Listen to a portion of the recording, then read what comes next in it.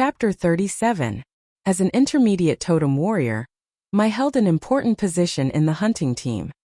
He had a lot of work to do back in the tribe, so he was not as free as Lang Ga.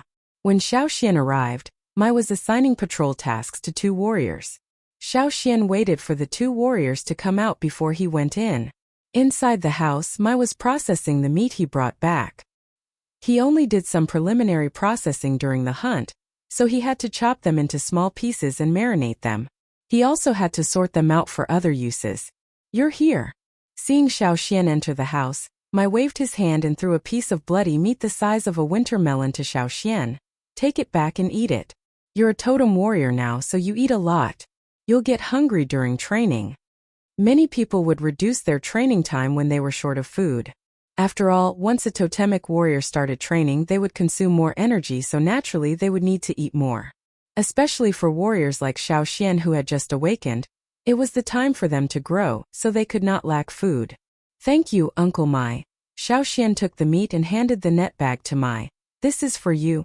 Mai put down the stone axe and looked at the net bag curiously. "You made it yourself?" "Well, it's definitely not as good as yours, Uncle Mai. But it's still okay." Xiao Xian scratched his head and said.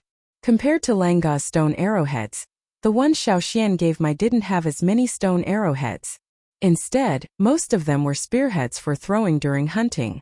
After all, the 2 of them had different responsibilities in the hunting team, so the stone arrowheads they used were naturally different. Mai had heard from Lang Jie that Xiao Xian was learning stone tools from old Ku, but it had not been long, so Mai did not expect to see many exquisite things. Xiao Xian was thoughtful enough to send him something, so he did not want to discourage this kid. Mai smiled and pulled open the net bag, intending to say some words of encouragement. "Actually, you can't rush into crafting stone tools. It's already very good that you're able to do this. In the future." His voice came to an abrupt halt. Mai looked at the well-polished spearheads in the net bag and swallowed back the words of encouragement he was about to say. The sharpened spearhead was the same as Mai's usual spearhead. Its spine was slightly higher, and the blade of the spearhead was also very sharp. The spearhead's blade gathered into a sharp point, and there were no traces of it being beaten. Clearly, a lot of effort had been put into the sharpening. Unlike the spearheads used by many warriors, the spearheads Mai liked to use had grooves for drinking blood on both sides of the spine. Xiao Xian also had grooves for drinking blood. Just like Lang Jie, Mai also gave Xiao Xian a stone tool for training. It was a spear that he had used before. However, when he gave it out, he did not expect to receive such a gift in return. These are you really polishing them yourself?" Mai looked at Xiao Xian and saw Xiao Xian nodding. Mai then looked at the stone tools in his hands. He did not expect Xiao Xian to have such a gift. In this case, even if Xiao Xian could not improve his strength in the future, he would be able to live a peaceful life in the tribe. He would not have to starve. After being stunned for a while, Mai laughed. "Good. Very good." Unlike Lang Jie, Mai did not spend so much effort on crafting stone tools, nor did he care much about them. Therefore, when he saw Xiao Xian's stone tools, he only admired them. After putting away the spearheads, Mai asked about Xiao Xian's training during this period, and gave some suggestions. He did think highly of Xiao Xian, but he also agreed that the newly awakened one should train more. There was no need to rush to join the hunting team. Otherwise, they would be like Hoodlum, who was too eager for success. However, when the time came, they would make a lot of mistakes and become a burden. After thinking for a while, Mai reached out his hand and said to Xiao Xian, "Punch my hand and let me see your strength." After a totemic warrior's ability was improved, his strength would continue to increase. That was why Mai wanted to use this method to see Xiao Xian's results during this period of training. However, he did not expect Xiao Xian to improve much. After all, Xiao Xian had spent most of his time making stone tools. "Okay." Xiao Xian put aside the meat in his hand, and stretched his arms and legs. In fact, he did not know how different he was from the other kids, except for his special ability. He also did not know what level he was at now. It would be good for his future training if he could get some advice from Mai. Since he wanted to test his fist strength, he had to use his totemic power. Taking a deep breath, Xiao Xian mobilized the totemic power in his body. Immediately, clear totemic patterns appeared on his face, and quickly spread from his face to his neck. Mai was satisfied to see Xiaoxian mobilizing his totemic power so quickly. He was much better than the other kids who had been preparing for a long time. Xiaoxian suddenly stomped on the ground with his right foot and rushed towards Mai at a high speed. He punched Mai's hand. Bang! The fist hit the palm, but it was like a collision between rocks. Xiaoxian felt as if he had hit a hard steel wall, which was completely different from the rock he had hit in his training. Xiaoxian staggered back 2 steps and took back his fist. He grinned and rubbed his fist. Actually, it wasn't just his fist that was hurting. His entire arm was aching. Sure enough, there was such a big difference between a newly awakened totemic warrior and an intermediate totemic warrior. Looking at Mai, he looked like he had just hit a piece of tofu, and his hand was not even red. Xiaoxian also noticed that the totemic patterns on Mai's body had indeed gone past his elbow, and some of them had even spread along his forearm. Unlike him, his totemic patterns had just gone past his shoulder. In fact, Mai was not so calm. He looked at Xiaoxian in surprise. Compared to the pain in his hand, he had seen the totemic patterns on Xiaoxian's shoulder, but now they had disappeared. He did not know if it was an illusion, but Xiaoxian's punch was indeed stronger than most of the newly awakened totemic warriors. Winter was over, and the weather was getting warmer. The temperature was rising day by day, and he had to train every day. For convenience, Xiaoxian was now wearing a sleeveless animal skin coat, so the totemic patterns on his shoulder were naturally exposed. Maybe Mai did not have old Ke's eyesight, but compared to most people, he was much better. Again, use all your strength, Mai said to Xiaoxian. Seeing that Mai had other ideas, Xiaoxian did not hesitate. Taking a deep breath, Xiaoxian mobilized the totemic power in his body again. In his mind, the flames wrapped around the horns suddenly grew, and the totemic power was mobilized to the limit. Feeling the surging power flowing through every muscle and every bone, Xiaoxian's mental state reached its peak in an instant. After working on stone tools for so long, his precise control of the totemic power had shown its advantage. He was very familiar with the instantaneous accumulation of power, and he could feel it every day. Every time this happened, Xiaoxian would have a strong sense of confidence. At the same time, the flame patterns on Xiaoxian's body became abnormally bright, and he could almost feel the burning heat of the flames. The moment he exerted force on his leg, the ground trembled slightly. Whoosh! Before the punch arrived, the wind from the punch had already arrived. Although Xiaoxian was only a junior totem warrior who had just awakened, and he hadn't trained his strength to the extreme, the sudden explosion of his fist brought about an unparalleled momentum.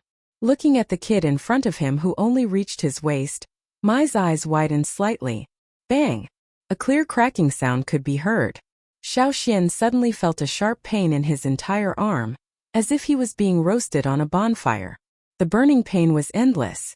Mai's face even stiffened for a moment, but soon returned to normal. However, he was still shocked. He stared at Xiaoxian, and did not withdraw his outstretched hand for a long time. Xiaoxian, who was pushed back a few steps by the recoil, waved his arms and made a hissing sound. He didn't expect it to be so painful. Compared to the feeling of the last punch, the difference was not just a little bit. Xian, Mai said with some difficulty. Ah. Xiaoxian waved his arm and looked at Mai. He was not worried about his arm. Even if it was broken, it would heal in a few days. This was the advantage of the tribesman's physique. You go back and get ready. Hearing Mai's words, Xiaoxian wondered if Mai would tell him not to come out for 3 days, just like Lang Jie did. He continued to look at Mai, waiting for him to continue. Get ready and go hunting with us next time. Huh. Chapter 38. Xiaoxian looked at Mai in surprise. He did not expect Mai to say something like that. Didn't they agree that he would only be allowed to come with them next time? Why did he change his mind? Was it because of the punch just now? Okay. Xiaoxian answered. Xiaoxian was more than willing to go out with the hunting team next time. The forest changed every day, and different things could be seen at different times. For example, there were flowers that only bloomed once a year, and plants that only bore fruit once a year. The earlier they went out, the more they could see. Otherwise, they would have to wait for another year to see the same thing again. Lang Jie and Ge had said that many plants in the forest were dangerous. and they needed to know how to identify them. However, they could only know when they saw them. Otherwise, they would not have the concept based on other people's descriptions. Besides, since Mai allowed Xiaoxian to come with them next time, he obviously recognized Xiaoxian's ability. As for the rest, Xiaoxian only needed to go back and prepare. At this time, someone came in to look for Mai. It was Tuo, who they had met before. Knowing that they had something to discuss, Xiaoxian did not want to disturb them, so he left. Uncle Mai, you go ahead. I will go back and prepare. Thank you, Uncle Mai. After Xiaoxian left, Mai moved his stiff palms. He shook his shoulders and swung his arms slightly, which made a series of cracking sounds. Because of Xiaoxian's punch, several bones in his arms were dislocated. However, this shake pushed all the dislocated bones back to their original positions. Although his palms looked fine, Mai knew that there were injuries on his palms. He had underestimated that kid. Mai had planned to comfort and enlighten Xiaoxian so that he could focus on his training. He also planned to give some examples of hunting to Xiaoxian so that he could take him out to hunt next time. However, after feeling Xiaoxian's punch, Mai changed his mind. What did the kid say he was going to prepare? Tuo asked. About the next hunting trip, Mai answered. Tuo was a little dissatisfied. Didn't he say that sharpening the axe will not delay the work of cutting firewood? I thought he was waiting for the next hunt. Did he come to beg you just now? For the sake of the shaman, Tuo's attitude towards Xiaoxian was not bad. However, he did not want to give in when it came to hunting. The hunting that had just ended was an example. Fei's several serious mistakes during the hunting operation almost implicated the others. Mai shook his head. He didn't mention it. I allowed it. Why? Tuo was puzzled. The smile on Mai's face grew wider and wider. Since the blade is almost polished, it's a waste of time to keep sharpening it. Whether it can be sharpened or not, it's impossible to keep cooped up in the tribe. We can only go out and train in the forest. After leaving Mai's residence, Xiaoxian walked briskly down the mountain. Every step he took was huge, but his movement was very small. It looked like he was just floating over the stones. After going down the mountain, Xiaoxian did not immediately go back to his cabin. Caesar went to help the children in the cave to dig out stone worms, so Xiaoxian was not worried. When he came to Old Ke's cabin and was about to shout, he saw the straw curtain at the door being lifted up. An old man with a head full of silver hair strode out. Looking at the old man's face, it was obvious that he was angry. His beard was almost sticking up. Seeing Xiaoxian standing at the door, the old man frowned and looked at Xiaoxian from head to toe. It seemed that he was questioning something. His eyes were like a stone knife that could not wait to cut Xiaoxian a few times. His beard trembled. It seemed that he wanted to say something, but in the end he only left with a heavy humph. Then he turned around and left. Xiaoxian was confused. Was he a psychopath? Seeing Ge poking his head out at the door, Xiaoxian asked, "Who was that?" After making sure that the old man was far away, Ge laughed and said, "That was Langga's grandfather." That was Langga's grandfather. Just as Langjia said, he was a bad-tempered old man. Walking into the cabin, Xiaoxian told old Ke that Mai allowed him to go hunting next time. Ge was surprised with his jaw wide open. Old Ke, on the other hand, seemed to have expected this.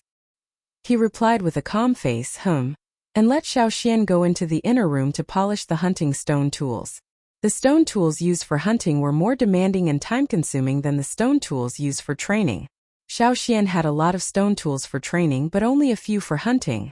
Half of them were given to old Ke to trade, and the other specially made ones were given to Langjie and Mai.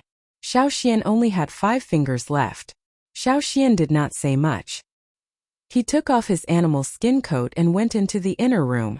Ge looked at the straw curtain hanging there as a partition and smiled. Old Ke wanted to hide the girl and teach her by himself. Old Ke did not allow outsiders to enter the house, but there were always some people like Ge who would enter through the window. Of course, there were also some people that Old Ke could not stop, such as Langga's grandfather. Old Ke wanted to prevent others from snatching Xiaoxian away. "Hey Old Ke, why do you think they allowed Xian to follow the team in advance?" Ge asked. Old Ke did not say anything. "Tch, if you don't want to answer, then don't answer." Ge walked inside and carefully lifted the straw curtain to look inside. He wanted to see what was different about Xiaoxian compared to before. He could even make Mai, who had always been strict, let him go. After looking for a while, Gu walked back with his chin in his hand. He was shocked as if he saw a carnivore suddenly become a vegetarian. He. Before Gu could say what he had just seen, he saw old Ku holding a white knife and sharpening it. The word he was stuck in his mouth. After a while he stuttered and pointed at the knife that was being sharpened, and then at old Ku. There were many marks on the body of this saber, and there were also many small gaps on the blade which looked like saw teeth. This was caused by its previous use. The hilt that was installed in the early years was also broken, so it was simply removed. The part of the hilt that was exposed was a part that was integrated with the saber body. The original hilt that was installed on this part of the saber. Ji's eyes were glued to the knife, and he could not return to his senses for a long time. He had already guessed what old Ku wanted to do. It was also because of this that he was surprised. This was even more shocking than seeing Xiaoxian's totem pattern. When Xiaoxian finished sharpening the stone core and walked out, old Ku was installing the handle on the knife that had already been sharpened. The handle was installed with a kind of resin which was mixed and melted. Xiaoxian had used this method before. Felt good, much better than wood or rope. Wait for a moment. You can take it back when the handle is done. Old Ku said to Xiaoxian, who was about to leave. Xiaoxian looked at the knife. The knife was wide, and the blade was about half a meter long. The back of the knife was about a finger thick. It was much thicker than many of the stone knives that Xiaoxian had made. Looking at Ji's expression, Xiaoxian knew that this knife was extraordinary. He had never touched the knife, so he could not say anything. However, as he looked at it, he felt a heavy chill coming from the knife, as if it wanted to press people into the ground. What is this? Xiaoxian was puzzled. This is a knife made from the teeth of a ground shell. Gu looked at the knife, his face full of reluctance. He wanted to snatch it and hold it in his arms. This knife had not appeared in front of anyone since old Ku's leg was broken. He had begged old Ku countless times before, but old Ku never agreed. He was not even willing to take it out to see. But now old Ku was going to give this knife, which symbolized his best days, to Xiaoxian. Gu was envious, but he also knew that in his current situation he could only be envious. There was no need to think about anything else. Ground shell. It was a ground shell. Even though Xiaoxian had not seen it with his own eyes, he had heard from Lang Jie that it was a giant ferocious beast that lived underground. When hunting, if you met a ground shell, don't even think about throwing stone spears at it. The only thing you could do was to run away. No one wanted to fight a ground shell because they could not win. He had heard so many hunting stories from Lang Jie, but he had never heard of a hunting team fighting against a ground shell. When old Ku handed the knife to Xiaoxian and pushed him out of the door, Gu was still craning his neck to look around. His eyes were glued to the knife. Xiaoxian stood outside the house for a long time with the knife in his arms. It was not obvious, but it weighed at least 200 pounds. Chapter 39. Xiaoxian placed the saber that old Ku had given him on the newly made stone table in the house. Caesar stared at the saber on the table from 2 meters away and bared its teeth. Ever since it had sniffed the saber at a close distance, it had become very cautious. Its eyes were full of vigilance, and it kept a certain distance from the saber. Xiaoxian reached out and touched the saber, which was not as cold as the stone. After dozens of years, the strong murderous aura on the saber had settled down. After many rounds of polishing, the saber had become a little smaller due to wear and tear. The blade, which was originally full of small nicks, had become smooth and sharp after being polished again. Sighing softly, Xiaoxian carefully put on the saber with a leather sheath. Old Ku had given him his precious saber, and he wasn't afraid that he would lose it. Putting the saber aside, Xiaoxian took a slate. The slate was made of low-grade stone, and Xiaoxian had specially brought it back to use as a writing board. He listed out the number of stone tools he planned to make and wrote them down on the slate. In addition to spearheads and stone arrowheads, Xiaoxian also planned to make a few stone balls to bring along. When the time came, he could use the stone ropes or beast-tripping ropes. For 3 consecutive days, Xiaoxian spent time at Old Ku's place, polishing stone tools and listening to Old Ku talk about hunting. Old Ku didn't talk about his glorious past, And Xiao Xian didn't ask. When Old Ku wanted to talk about it, he would. After finishing polishing the stone tools, Old Ku asked Xiao Xian, "Do you know why people who live on the mountainside rarely go fishing?" Xiao Xian had always wondered about this question. Since everyone knew that there were fish in the river, why were there still so many people willing to risk their lives to hunt? Logically speaking, fishing was so easy. As long as one mastered the technique, it wouldn't take much effort. Moreover, as far as Xiao Xian knew, not everyone who lived on the mountainside had enough food. But in fact, Xiao Xian had only seen a few elderly people with limited mobility going down the mountain to join in the fishing. He didn't see any children on the mountain participating in the fishing. As for the soldiers, there was no need to mention them. Other than those who were responsible for guarding the riverbank, he basically didn't see anyone snatching fish from the people of the Mountain Foot district. Old Ku raised his head and looked out the window. They could see the mountains in the distance from that direction. Because of the ancestral teachings, Old Ku said, 900 years ago, the chief and the shaman left a warning at the same time. As long as you are a healthy warrior, you must go out and participate in hunting. Even when there is enough food, you must not indulge in comfort or slack off. I must do everything possible to improve myself. It wasn't easy for a totemic warrior to improve. When they went out to hunt, they had to go through many life and death struggles before they could be promoted from a beginner totemic warrior to an intermediate totemic warrior. It was even more difficult to improve further. People like Mai and the others were almost mentally prepared to stay in the wilderness every time they went out to hunt. On the whole mountain, the people who lived in the Mountain Foot district were the weakest in terms of overall strength. At the same time, it also showed that these people's mentality was relatively lazy. But even so, Xiao Xian didn't see any reluctance on anyone's face every time they went out to hunt. Everyone was very active even if they could now catch enough fish. Many warriors on the mountain didn't let their children go down the mountain to fish, probably because they didn't want their children to form the idea that getting food is actually very easy. From the brainwashing teachings passed down from generation to generation, they only needed to know that if they wanted food, they had to go into dangerous places and fight with the ferocious beasts in the mountains. Only with pressure would there be motivation to improve. A warrior who hasn't been tested by hunting is not a real warrior. Old Ku concluded.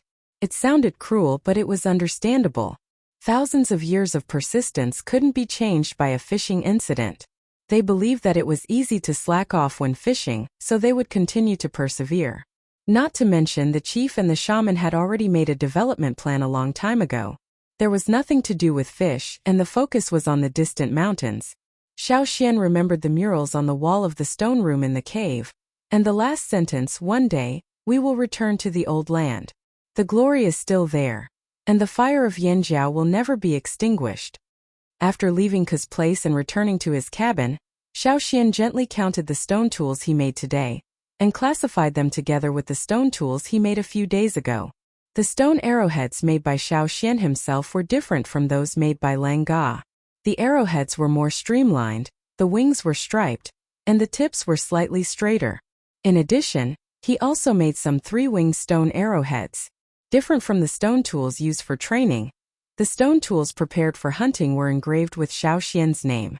This was something that every hunting warrior in the tribe would do. After sorting out the stone tools, Xiao Xian turned back and saw Caesar squatting next to him, yawning. His ears drooped listlessly, and he looked like a lazy dog lying in front of his house. No wonder Lang Jie and the others didn't look at Caesar as prey, but directly ignored him. Caesar wasn't a challenge at all, and they weren't interested in him. However, when the hunting team went out for about 20 days, what would Caesar do? It was impossible for him to stay at home, and Xiao Xian didn't feel at ease if no one looked after him. Should he send him to the mountain and ask the shaman for help? No, the old faker couldn't take care of anyone when he was busy. Xiao Xian even thought about sending Caesar to the cave, but in the end he gave up the idea. If he was sent to the cave, Caesar would do whatever he wanted, and those kids wouldn't be able to control him at all. After thinking of several candidates, Xiao Xian decided to let Old Ku keep an eye on him. Besides, Caesar would be more obedient in Old Ku's place. Caesar had been making stone tools in Old Ku's place for a long time, so he was familiar with the place.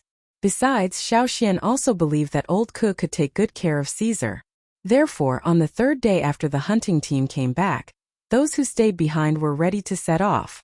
Xiao Xian took Old Ke's knife and the stone tools he made, and took a detour to Old Ke's house. He left Caesar at Old Ke's place, and left a lot of fish and meat. Caesar had grown bigger, and his appetite was not small. Stay here and guard the door. I'll pick you up when I come back. When he was walking up the mountain with the equipment on his back, Xiao Xian could still hear Caesar's moans, which sounded quite pitiful. He was becoming more and more like a dog. According to the previous agreement with Lang Jie, Xiao Xian would go to Lang Jie first when he reached the mountainside, and then Lang Jie would take him up the mountain. Before the hunting team set off, there was a mobilization meeting. Xiao Xian did not know many of the procedures, so he had to be guided by someone, or else it would be easy to make mistakes. When Xiao Xian arrived, Lang Jie was already waiting at the door, with several big animal skin bags and net bags full of tools. Let's go. Lang Jie walked in front with the equipment on his back. When he followed Lang Jie up the mountain, many people saw Xiao Xian and were surprised. They did not expect that Xiao Xian would be able to go hunting with them this time. Is Fei not going? Xiao Xian asked Lang Ga. Xiao Xian saw Fei's figure just now, but he did not bring any equipment, nor did he want to go up the mountain. He looked at Xiao Xian angrily. Him! Lang Jie lowered his voice. During the last hunting trip he was disobedient and made a mess. This time Mai and the others did not let Fei go with them. They told him to stay at home and reflect. We'll talk about it next time. Anyway, don't think about it this time. So Xian, when you go hunting with the hunting team, you must listen to them. Got it, Xiao Xian replied. On the way they met Ong and a few others who had a good relationship with Lang Jie, so they went up the mountain together. The mobilization meeting was held at the same place as last time, but this time the whole fire pit was not lit. The shaman was wearing a gray cloak, standing by the fire pit with a walking stick in his hand. He was talking with Chief Ao. When Xiao Xian looked over there, the shaman also looked over. When he saw Xiao Xian, he was stunned. Obviously, he remembered Xiao Xian this time, and did not expect that Xiao Xian would join this hunting mission. Chapter 40. Although confused, the shaman did not ask, but continued with his work. It was not like the scene of 1,000 people worshipping the marquis. Every time there were only about 200 people in the hunting team. The wounded from the previous hunting team would stay in the tribe to recuperate, and those who had to take care of others, were not in good condition, or had other things to do would not be included in the hunting team. Therefore, even if they were all in the same hunting team, the number of people in each hunting team was not always the same.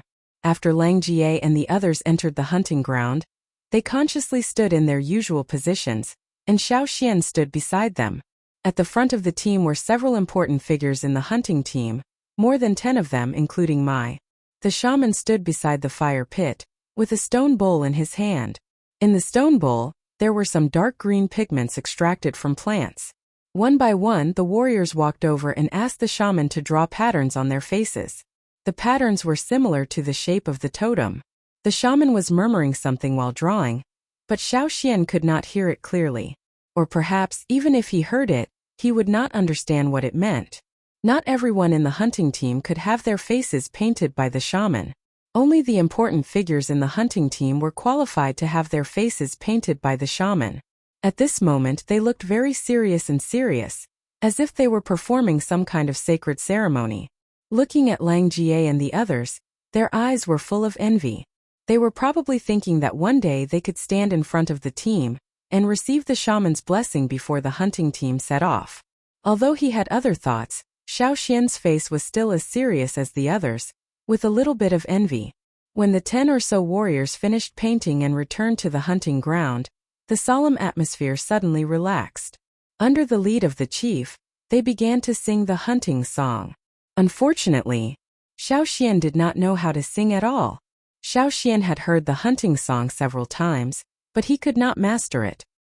He also did not know that the hunting team had to sing it together before the hunting team set off. Damn, it was like not knowing how to sing the national anthem at the flag-raising ceremony. It would be so embarrassing if he said it out loud. But the problem was that in the tribe, the song of hunting was usually taught by parents and elders. Xiao Xian came from the cave and Xi and Z was not an original, so he had never paid attention to this. Lang Jie and the others also did not think about this aspect, so they all neglected it.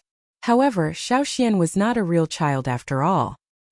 He did not know how to play the Song of Hunting, but he knew how to make up the numbers. Xiao Xian's expression didn't change. He stood there calmly, his mouth opening and closing, but he didn't make a sound. If one didn't pay attention, they wouldn't be able to tell that he was different from the crowd.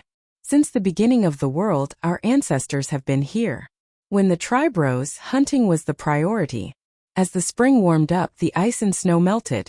Birds and beasts jumped happily. Birds chirped and beasts roared. Hunters went far away.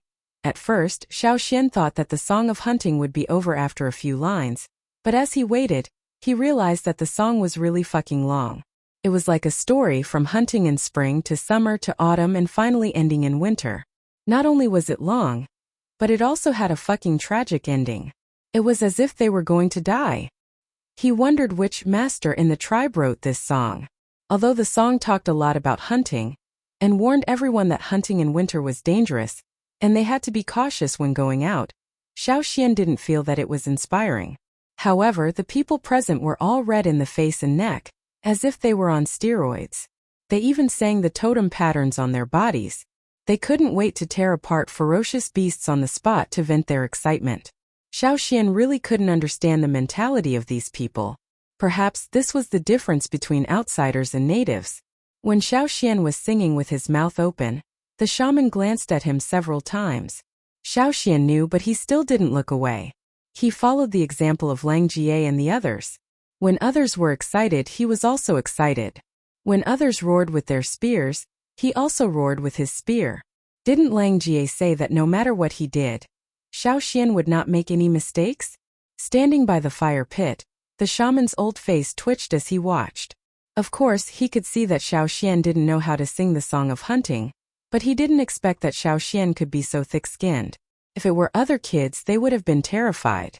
After singing the Song of Hunting, Xiao Xian felt that the food he ate in the morning was almost used up. Since the morale had been boosted, the chief didn't say anything more. He asked the team leader to lead the team and set off immediately. There was a time plan for going out hunting, or there would be more trouble if they missed the timing. Xiao Xian moved his feet and followed Lang Ga, feeling someone was looking at him. Xiao Xian looked over. It was Mao. Mao was surprised. He did not expect that after Fei's accident in the last hunting mission, they would still allow the newly awakened warriors to join the team in advance. In fact, even the few kids who performed well in the last hunting mission might not be allowed to join the team this time. Obviously, Mao didn't consider himself as one of the newly awakened warriors. Xiao Xian glanced at him and ignored him. In case he made any mistakes, he had to follow Lang Jie closely. How could he have time to stare at that little kid? The hunting team walked down from the top of the mountain. People gathered on both sides of the path of glory to see them off. In this team, only Mao and Xiao Xian were among the newly awakened warriors this year. Therefore, the two of them were very conspicuous. Many people on the mountain were not familiar with Xiao Xian. When they saw the kid walking in the team, they realized that the kid in front of them was the one who was awakened in advance during the ritual ceremony. Once again, Xiao Xian made his presence known. Even those who didn't remember him last time remembered him. If he could follow the team, he must have the ability to do so. The tribe appreciated people with ability very much. As they walked down the mountain, they met more and more familiar faces. They waved their fists at Xiao Xian, not because they wanted to beat him, but because they wanted to encourage Xiao Xian. To Xiao Xian's surprise, the kids in the orphan cave also gathered by the path of glory and joined the team to see them off. They waved their little fists at Xiao Xian with envy in their eyes. At least they had a conscience. He didn't help them for nothing, Xiao Xian thought. Xiao Xian also saw Sai behind the crowd. Sai was carried here by his father. He planned to sleep a little longer in the early morning, but he was carried here to see the hunting team off. He was looking at the passing warriors carelessly, but suddenly he stopped yawning and stared at Xiao Xian and the team with his eyes wide open. Then he turned his head stiffly to look at his father. As expected, when Sai's father saw Xiao Xian in the team, he narrowed his eyes and tightened his grip on Sai's hand. He was thinking about how to give Sai more training tasks. Walking down the path of glory, the hunting team sped up. The voices of the crowd gradually faded away until they could no longer be heard. Xiao Xian carried his equipment and followed closely behind Lang Ga. They were not completely out of the patrol area of the tribe. There was a small piece of flat land in front of them. Once they got out of the flat land, they would be out of the territory of the tribe. Running on the thick grass, Xiao Xian looked up at the forest on the other side of the flat land. Clouds and mist rose up like steam, hanging in the air and covering a large part of the forest below. It looked oppressive and heavy. A sharp mountain peak showed a corner above the clouds and mist, like a black eye, overlooking the living beings below. Before entering the forest, they had already felt the heaviness as if it was going to bury them alive. Before entering the forest, there was a short rest time, and the leaders would assign tasks. Xiao Xian took the opportunity to ask Lang Jie, who was arranging the ground bow, "What should I do later?" "You don't have to think about other things." Lang Jie smiled and said, "Just don't fall behind." Xiao Xuanzi's hunting trip began. "It's a new week, please recommend me." Chapter 41. After a short rest, the team leader led 40 warriors into the forest, while the others waited here. The rest of the warriors were divided into 5 groups. According to the original plan, they would enter the hunting areas separately in a fan shape, instead of gathering together. Xiao Xian was listening to Lang Ga's words, and when he looked up, he saw Mai and Mao coming over. "That kid didn't follow us last time. Why is he here this time? Does he want to change the route?" Ong whispered to his companions.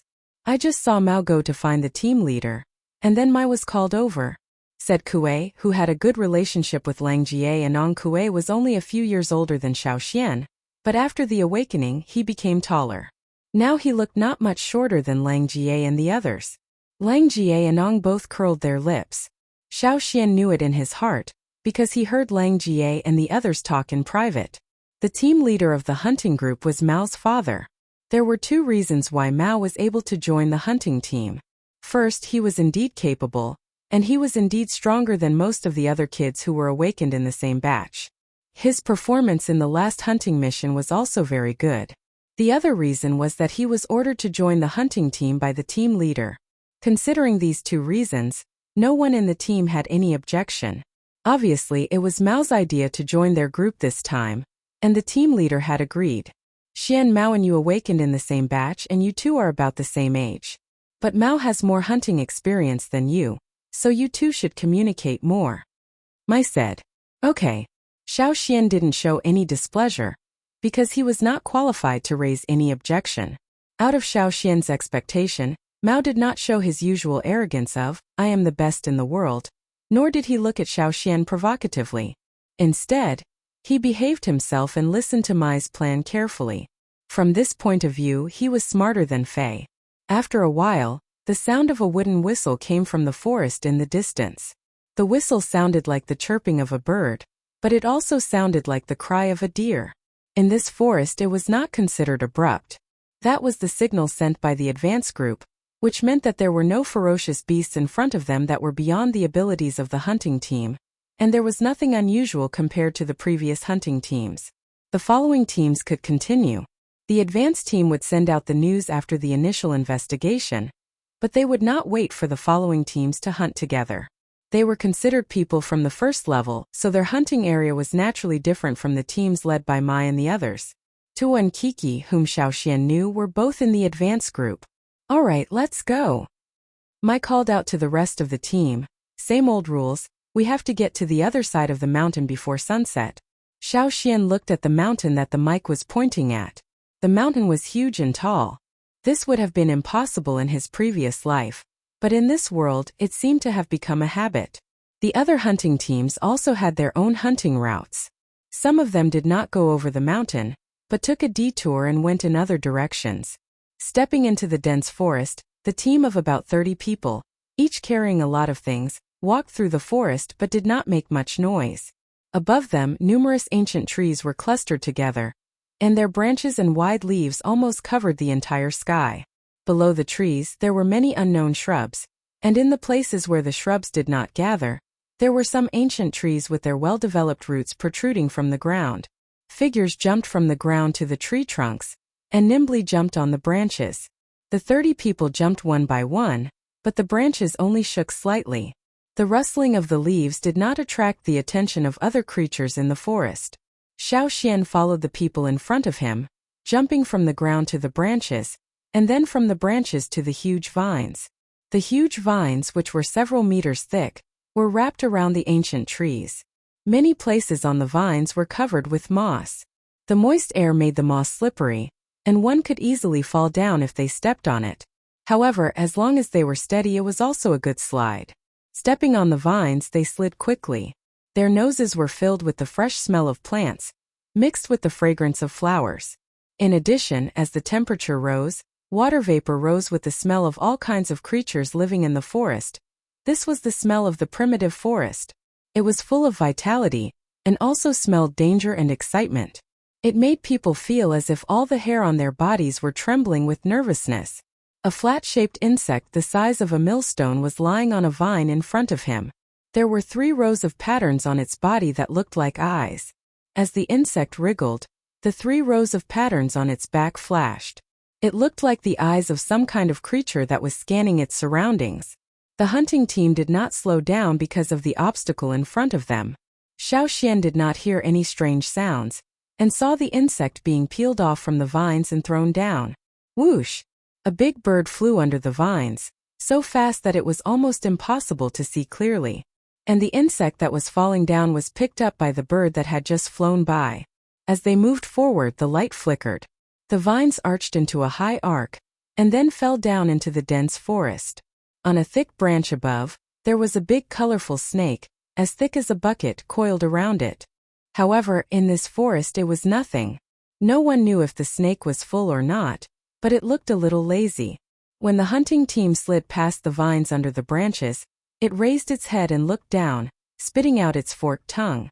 Its emotionless eyes stared at the people passing by below. Xiao Xian felt the cold eyes of the snake above him, and followed Lang Jie closely. Since the people in front of him did not care about the snake above, he did not need to do anything. In terms of experience, Xiao Xian was just a rookie. He knew when to take action and when to hold back. He just needed to learn from Xiao Xian. Xiao Xian was now in the middle of the team, and there were other warriors behind him.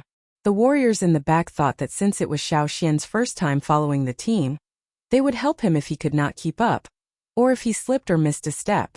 But unexpectedly, Xiao Xian could keep up with the team, and did not make any mistakes.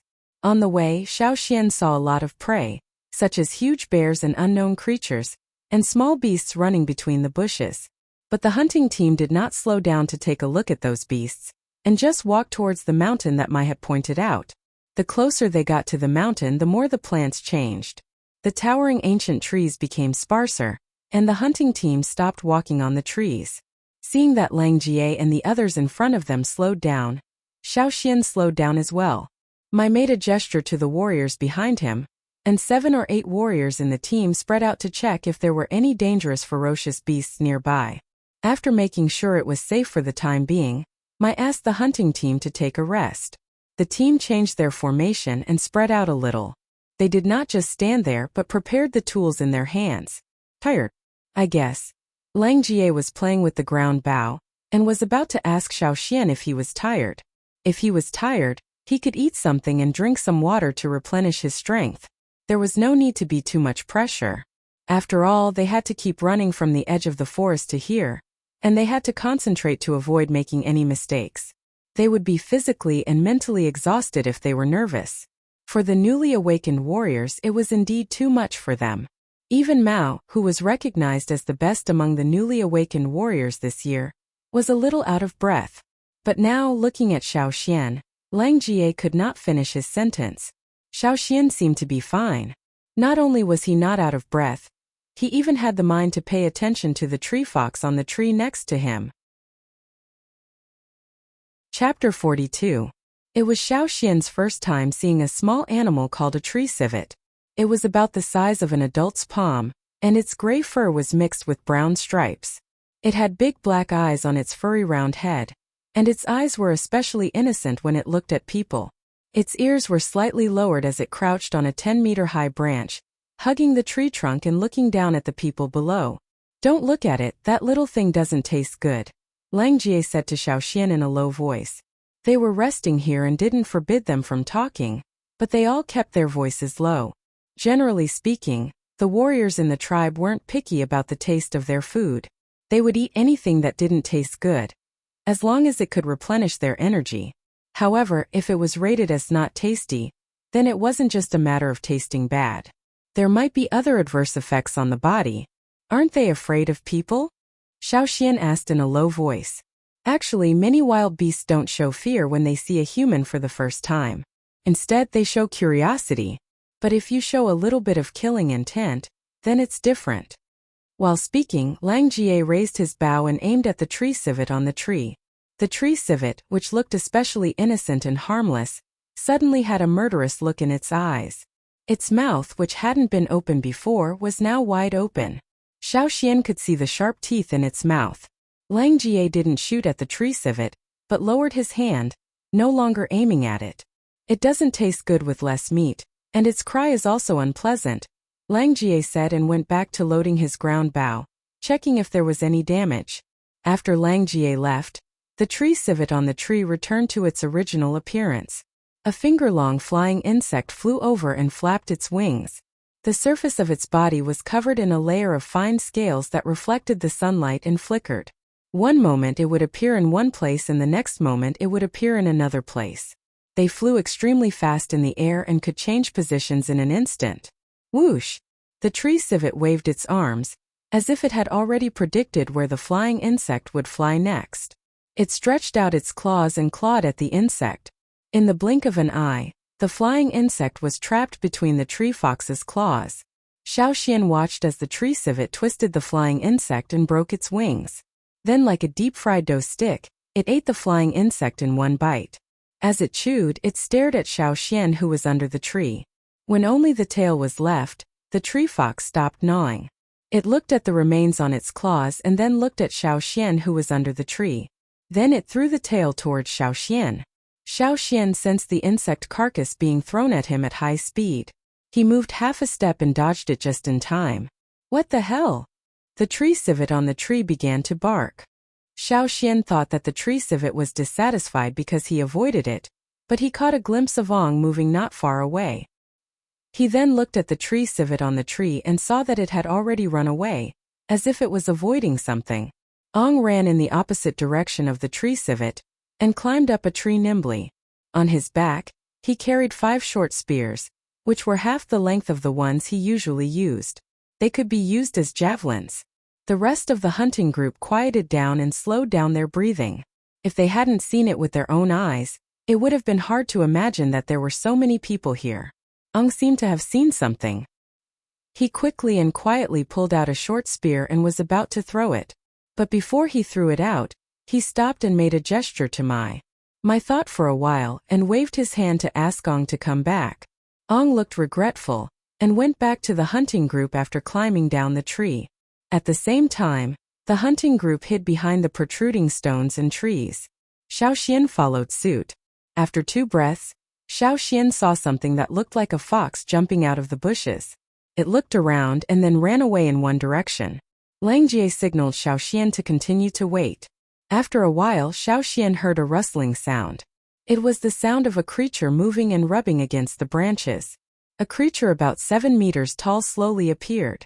It had brown fur, for thick limbs, and a thick and powerful tail behind it. It looked a little fierce, but looking at its slow and heavy body, it looked a little lazy. It sniffed with its nose and walked to a few trees. It stood on its hind legs, with its strong tail behind its back, forming a tripod with its feet. After standing up, it exposed its front claws, which were like sickles, and hooked the trees in front of it. It easily cut off branches and leaves from the trees, as if it was cutting wheat. It was an animal that ate leaves as its main food. But judging from Mai's behavior, Xiaoxian also knew that this big guy was not easy to deal with. Thinking back to the hunting stories he had heard before, this big guy in front of him should be a giant clawed beast. In Xiaoxian's eyes, this giant clawed beast was already very big, but in fact, this one was not yet an adult. An adult giant-clawed beast was even bigger.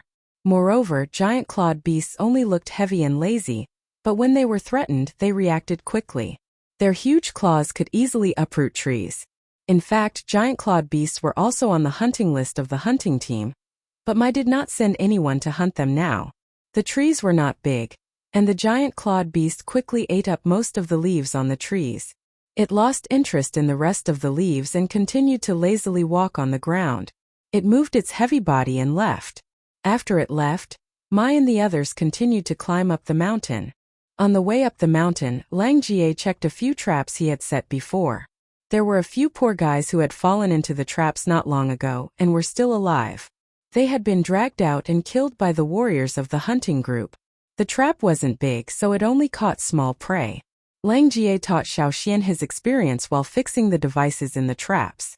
Pointing at the warriors who were dealing with the prey, Lang Jie said to Xiaoxian, "After you catch the prey, you have to check whether they are sick or not. Like the one we caught just now, its eyes had changed color, and its body was bald. When the meat was cut open, the blood had a strange smell. Even if that prey is still alive, it won't live long. If we eat it, we will end up the same as it." The warriors who were in charge of dealing with the prey had neatly skinned it, cut out its internal organs, and packed them into pieces. They even smeared some grass juice on the backs, probably to cover the smell. Mai led the hunting team to climb up the mountain, so they did not hunt many large beasts. The environment at the top of the mountain was not as mild as below. The snowy peak was shining under Yangguang's gaze, and they could clearly see the large basin on the other side of the mountain. Finally, before the sun set, the hunting team climbed over the mountain and arrived at a cave on the mountainside. This was the hunting team's stronghold, and they would spend the night here. With a cave to spend the night, it was naturally easier. After a tense journey, they could finally rest, and the warriors relaxed a little. There used to be a cave bear living in this cave. Later, our hunting team killed that cave bear, so we took over this place. Lang Jie told Xiaoxian about the origin of this cave. "Oh right, Lang Jie, what kind of trouble did Hoodlum get himself into during the last hunting mission?" Xiaoxian asked. The smile on Lang Ga's face suddenly disappeared, and he sighed. He leaned closer to Xiaoxian and complained in a low voice, "That little bastard could have gotten himself into any trouble. But why did he have to get himself into trouble with the thorn black wind?" The thorn black wind did not refer to any kind of wild beast, but was a general term used by the people in the tribe for those predators who liked to lurk. That was why they usually called them XX Black Wind, and Thorn Black Wind was one of them. After the sun set, the temperature began to drop. The entrance of the cave was blocked by a huge rock, and the cold wind poured in through the gap. But there were many people in the cave, so it was still warm. If he looked outside the cave, Xiaoxian could see the two crescent moons gradually appearing in the night sky. Lang Jie and the others said that tomorrow's weather would be good.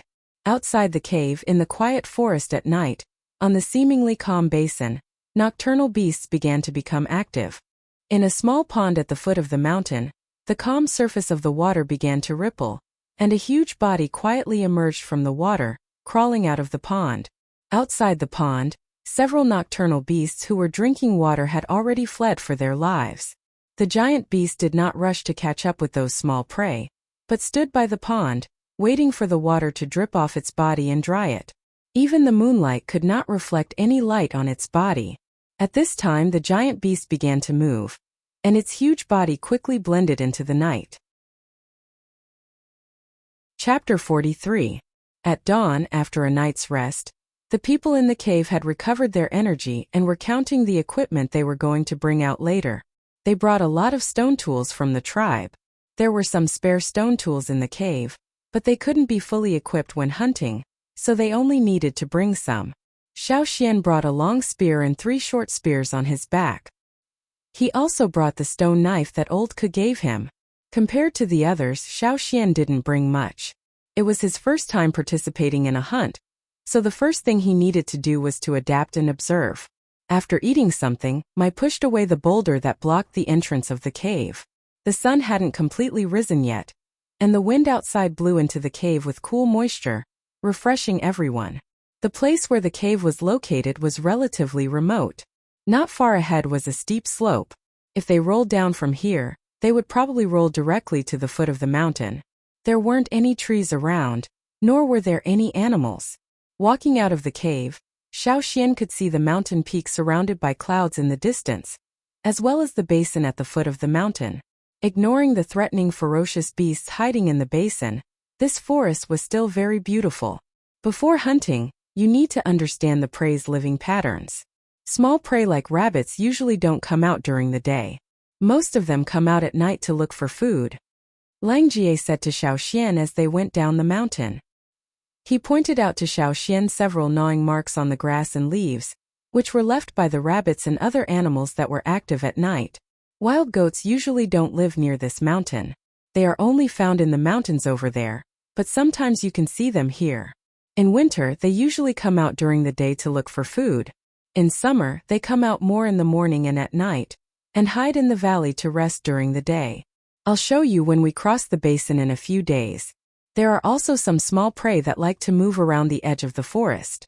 During the day, they usually hide in the bushes and under the trees on the mountainside. They only come out to look for food in the morning and at dusk.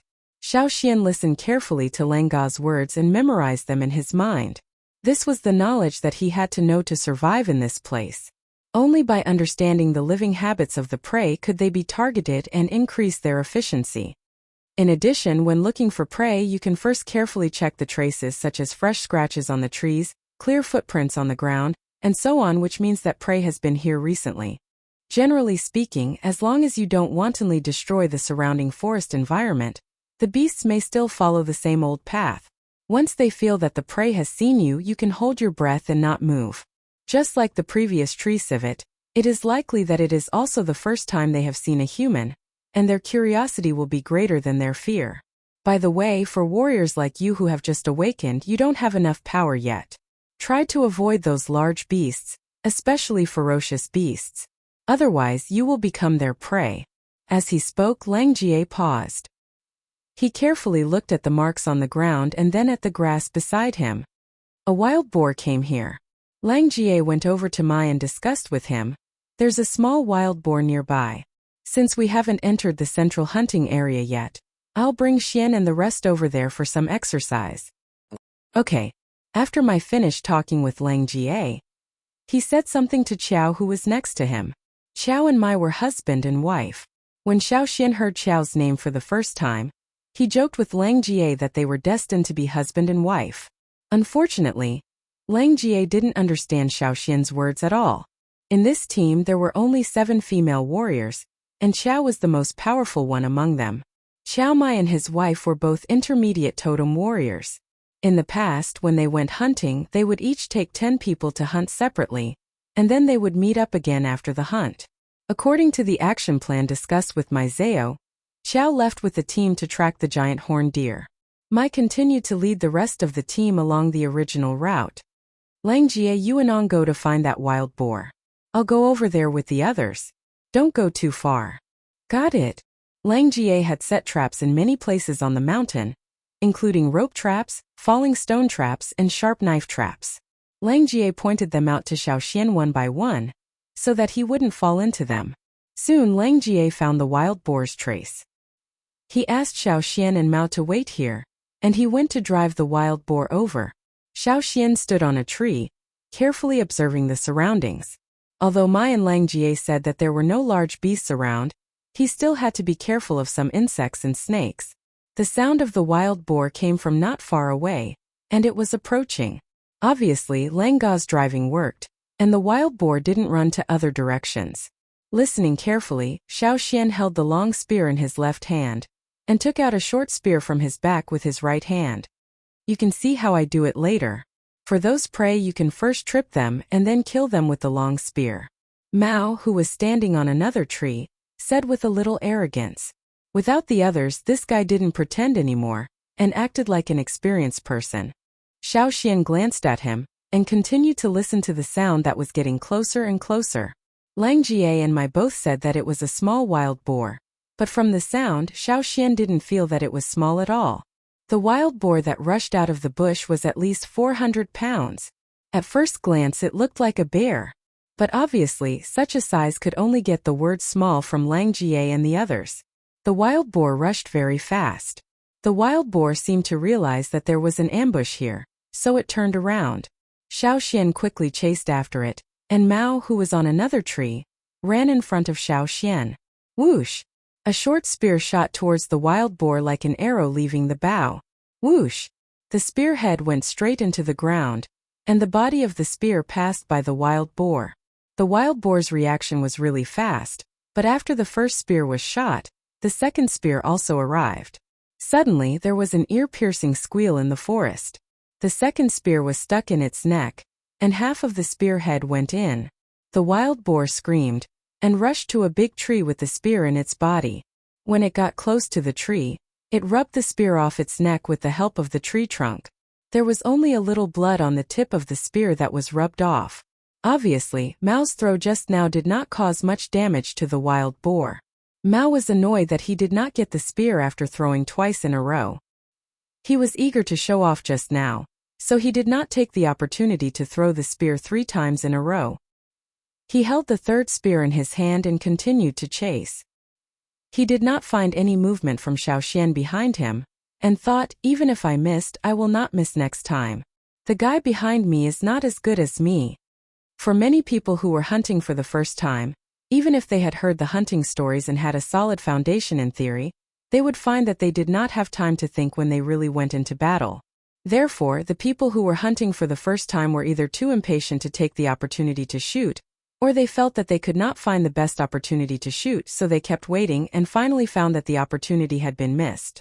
Therefore, in Mao's opinion, although he did not take the opportunity to shoot, at least he hit the target once. It was better than Xiao Xian, who did not shoot for a long time. After being stabbed, the wild boar did not slow down.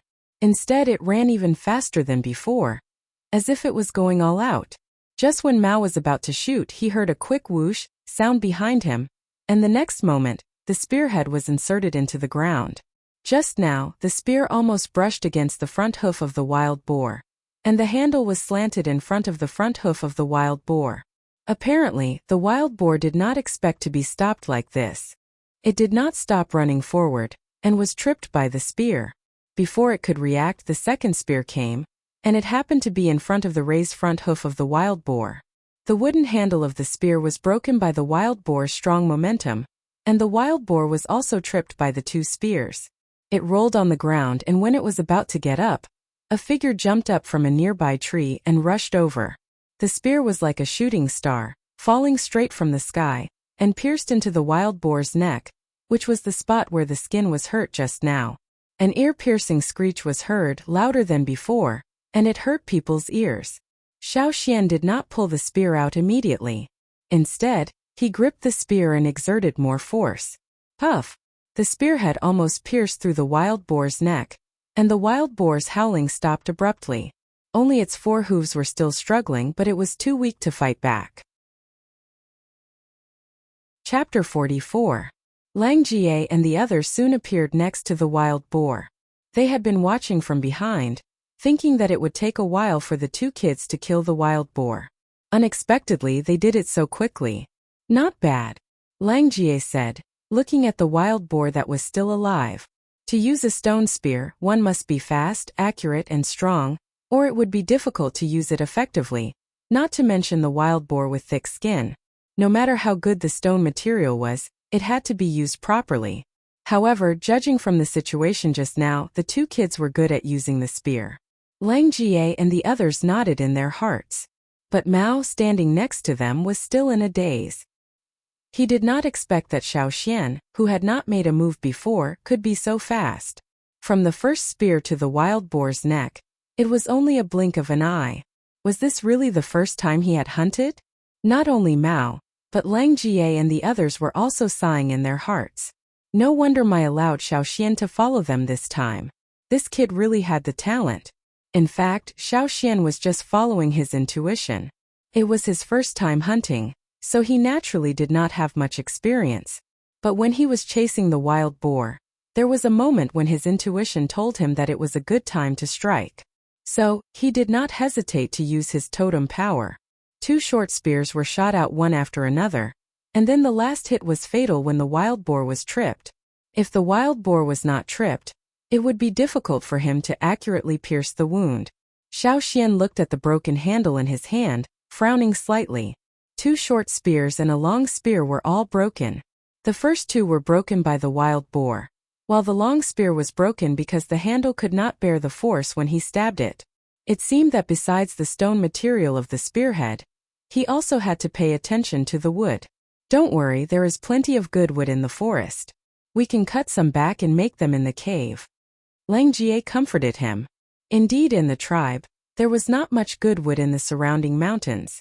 Stones were okay, but wood was not so satisfactory. Therefore, every time the hunting team went out, they would bring more spearheads, and the wood for the handles would be found in the forest. For larger beasts, Lang Jie and the others would first bleed them and put the blood into a bottle made from plant fruits such as a gourd. The blood could be eaten, and the meat that had been bled was easier to store. At this time, Lang Jie did not forget to impart his experience to Xiao Xian. The life of a wild boar is actually very fixed. Most of the time, it will rest in the grass near the water. Its daily foraging route also rarely changes. It will only look for a new place when it runs out of food or when it is threatened. When the temperature in the mountains drops, they will move to the valley that faces the sun and avoids the wind. He planned to skin the wild boar and dig out its internal organs before its body temperature dropped.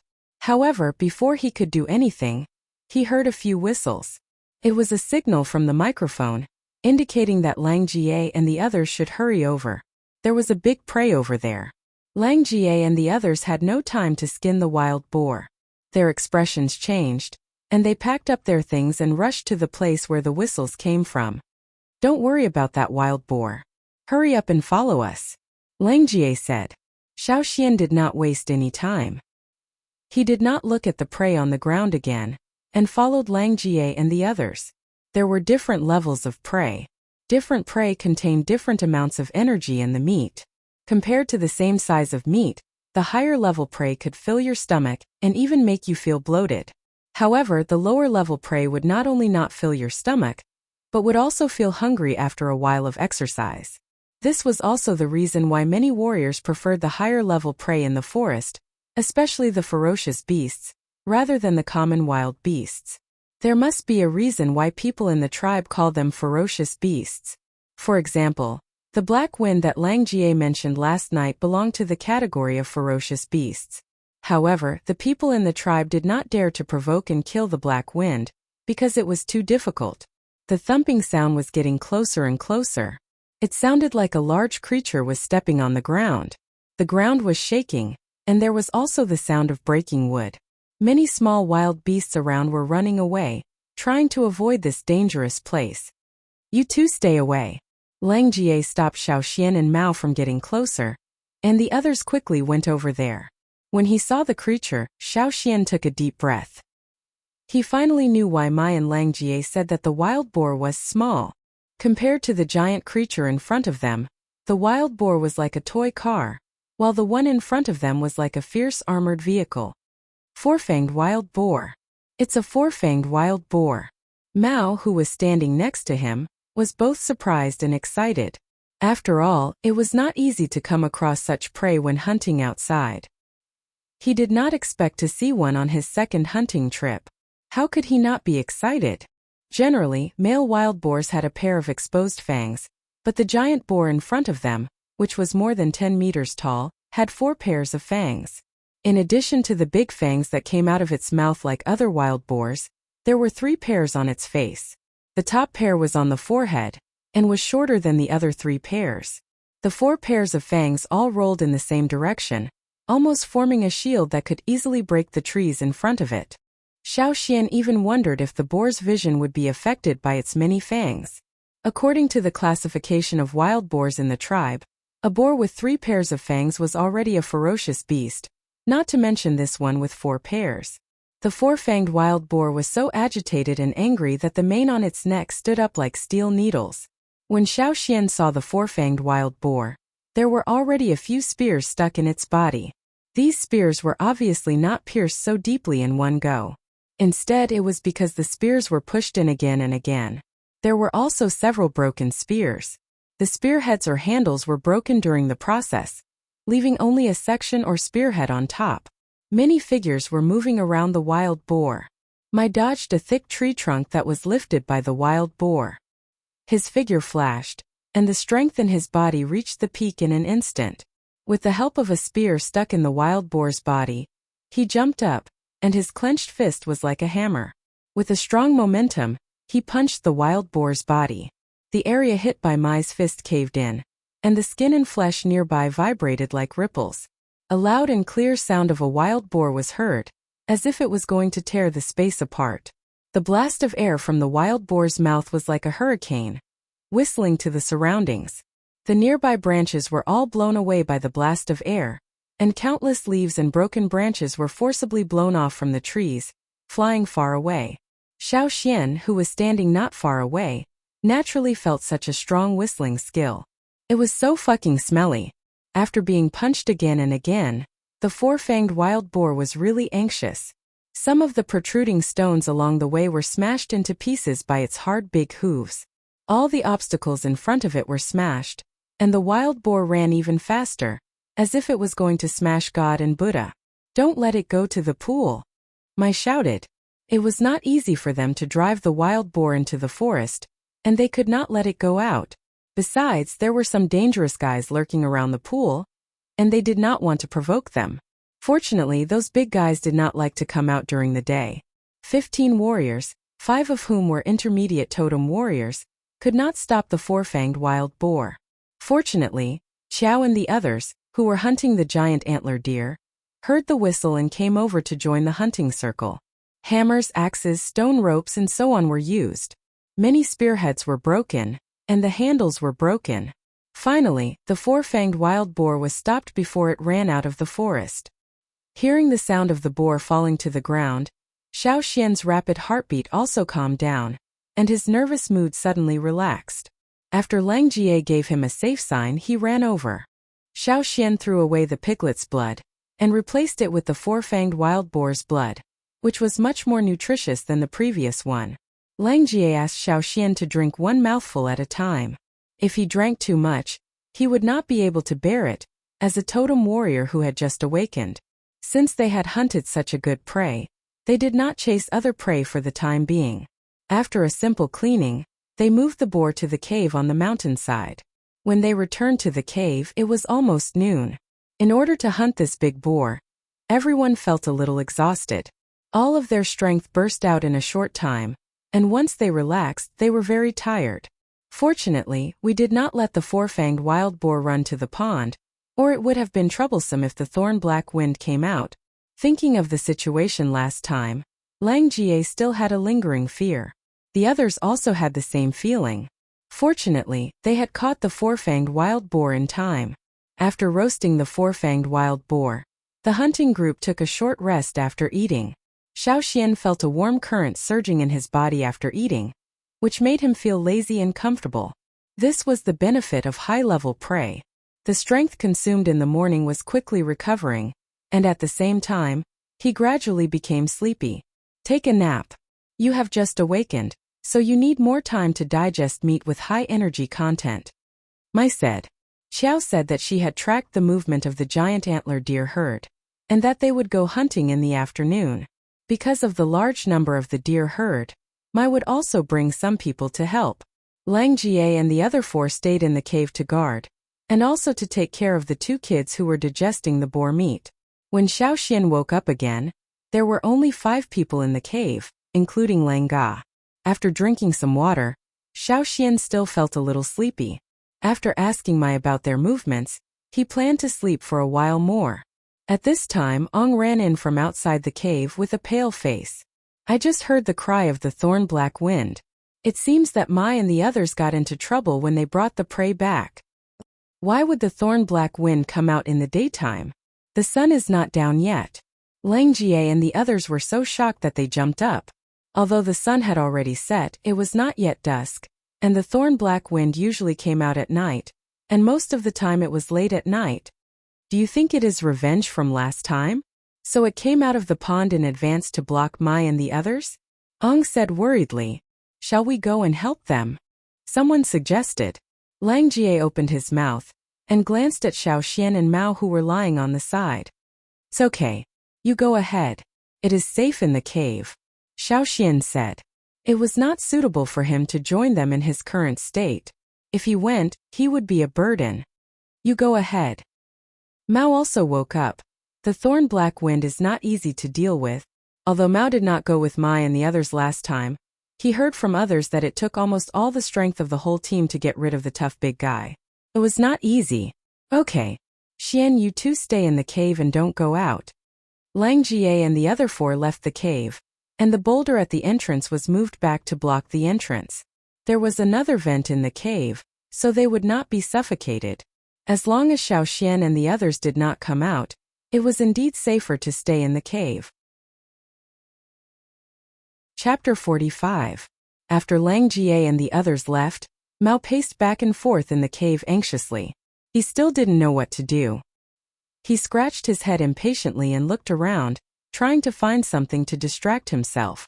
When he turned his head, he saw Xiao Xian sitting on the straw mat with his legs crossed and staring blankly. "Hey!" Mao shouted towards that direction. "Why aren't you worried?" Mao didn't have a good impression of Xiao Xian, but now was not the time to care about personal grudges. What's more, there were only 2 kids in the cave. If he didn't find someone to talk to, he would be worried. He always felt that it would be better to find something to do and talk to someone. Xiao Xian raised his head and glanced at him. "So what if I'm worried? If we go out like this, we'll become targets before we even get close. Do you think we'll drag them down?" "I didn't say I wanted to go out," Mao roared angrily. Although he did want to go out and take a look, he still felt uncomfortable when Xiao Xian said it so bluntly. "If you can't go out, what else do you want?" While speaking, Xiao Xian pointed at the big pieces of meat that Lang Jie and the others hadn't had time to roast, and said, "Instead of doing nothing here, why don't you roast them?" "No." Seeing Xiao Xian's attitude, Mao was furious. He felt that Xiao Xian was completely heartless. Why did Mai and the others treat Xiao Xian so well? Xiao Xian ignored Mao. In fact, he was not as calm as he looked. He always felt that something was going to happen, but there was nothing he could do now. He felt frustrated. Beside him was a small bow that Lang Jie had just finished making. It was tightly wrapped with vines, and the string was soaked in beast blood and some kind of grass juice. It was very tough and did not have the smell of beast blood. Instead, it had the smell of the woods in the forest. If it was hidden in the bushes or trees, it would be very difficult to find. Although this kind of bow was not very lethal to the wild beasts in this forest, it played a very good role in driving the wild beasts away. Previously, Lang Jie had used this bow and set to drive the wild boars towards Xiao Xian and the others. It was a pity that such a bow was too small, and there were not enough materials to make a bow that could withstand the peak strength of a totem warrior. Ground bows, traps, and other things were not very effective against the large beasts in this forest. Most of the time they still had to rely on manpower. Xiao Xian sighed almost imperceptibly. He wondered how Mai and the others were doing. Hopefully there wouldn't be any casualties this time. Hunting was always filled with danger. One moment it was calm and tranquil, and the next moment it might be like standing on the edge of a cliff. The slightest carelessness could cause one to fall into the abyss without leaving behind a corpse. Compared to that, the tribe was really comfortable. No wonder old Ku said that they must go into the forest to have a look. If they stayed in the tribe, they would never feel such pressure. Here, they could only try their best to survive under the pressure of the cruel law of nature. If I don't eat you, you will eat me. In this place, there were more ferocious beasts than humans. It was extremely difficult to rely on one's own strength to get food and survive in this dangerous forest. Of course, the warriors in the tribe had their own special source of power, but no warrior was strong enough to go hunting alone in the deep forest. Only by working together and relying on the strength of the group could one survive. Just like the four-fanged wild boar that they had encountered before, and the thorn-black wind that Mai and the others were fighting hard against. There was still a long way to go from a rookie to a hunter. He stopped thinking about it because it was useless to think too much. Xiao Xian cut off a small piece of meat from the large piece of bloody meat on the side, poked a small hole with a stone spear, and pierced the meat with a half-meter-long stick. Then he took it to the fire and roasted it for a while. When a layer of burnt skin formed on the surface of the meat, Xiao Xian moved the stick to a position slightly further away from the fire to prevent the oil from flowing out. Xiao Xian continued to roast it. Mao, who was anxious and didn't know what to do, turned around twice and looked at Xiao Xian again. He asked in a bad tone, "What are you doing? Roasting it for yourself?" If it was roasted by the hunting team, they would not only roast such a small piece, but Xiao Xian only roasted such a small piece. Obviously, he roasted it for himself. Yes, Xiao Xian answered weakly. He was really hungry, and the energy he gained from eating the meat was gone again. Now that he couldn't do anything else, he might as well fill his stomach first. Only when he was full would he have the energy to do other things. Mao's face twitched. He was still a little full. The four-fang boar meat he had eaten before was about the same size as Xiao Xian. Mai had calculated it before he cut it for them. Too much meat would cause indigestion. If he didn't move after eating, he wouldn't be hungry for the whole day. But now Xiao Xian was roasting meat again.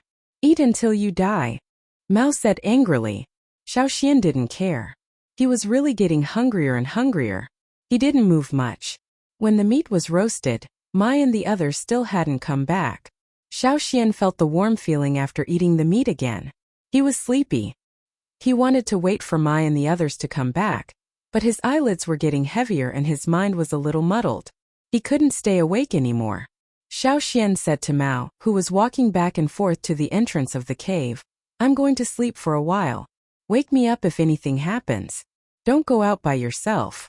Seeing that Xiao Xian still had the mood to sleep, Mao pointed at Xiao Xian angrily. His chest heaved up and down. He wanted to punch Xiao Xian, but he restrained himself. However, after Xiao Xian fell asleep, Mao walked back and forth. As he continued to digest the meat and store the energy, he also felt sleepy. He had no choice. He couldn't wait for Mai and the others to come back, and he couldn't go out of the cave. So he just lay down and fell asleep. The sky outside the cave was getting darker and darker. The sun was about to set, leaving only a little halo on the edge of the mountain in the distance.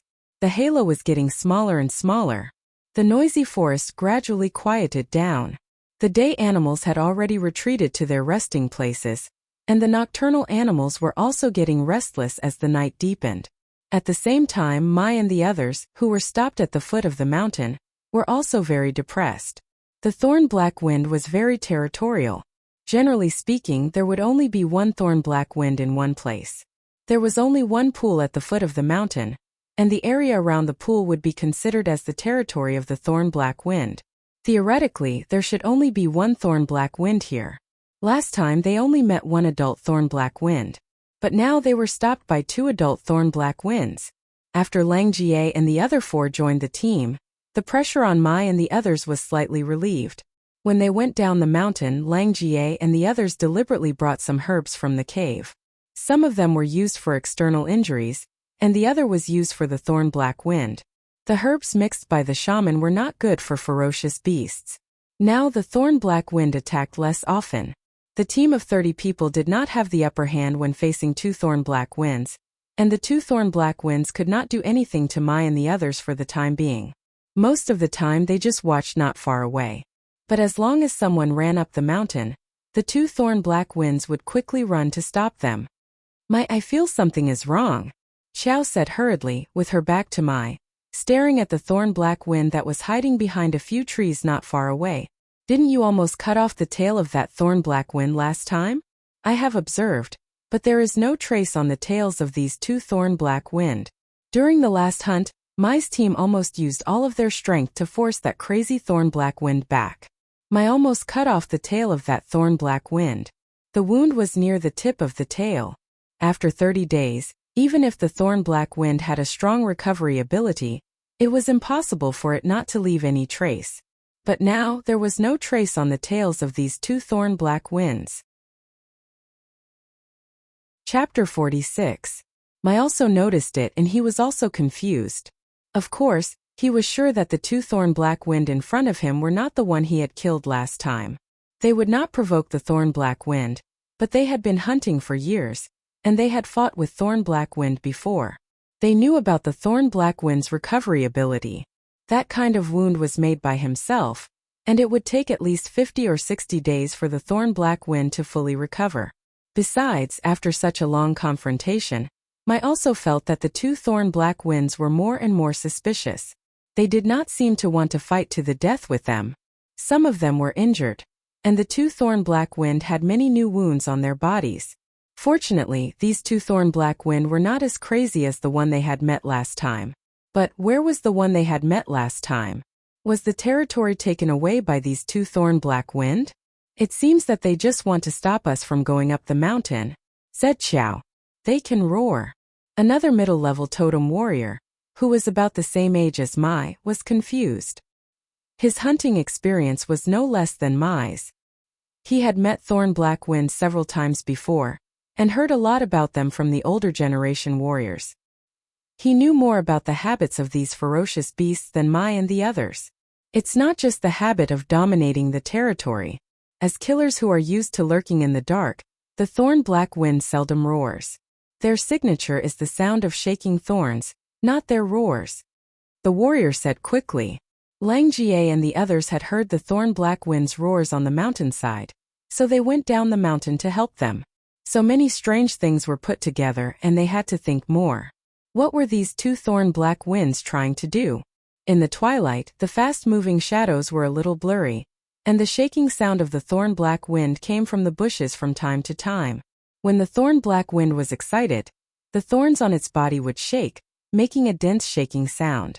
The sound was not loud, but because it was so dense it was not hard to hear.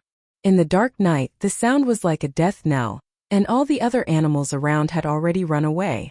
Hearing the sound, everyone's hearts became heavier, and their backs were soaked with cold sweat. We can't wait any longer, we have to get rid of these too, Mai said in a deep voice.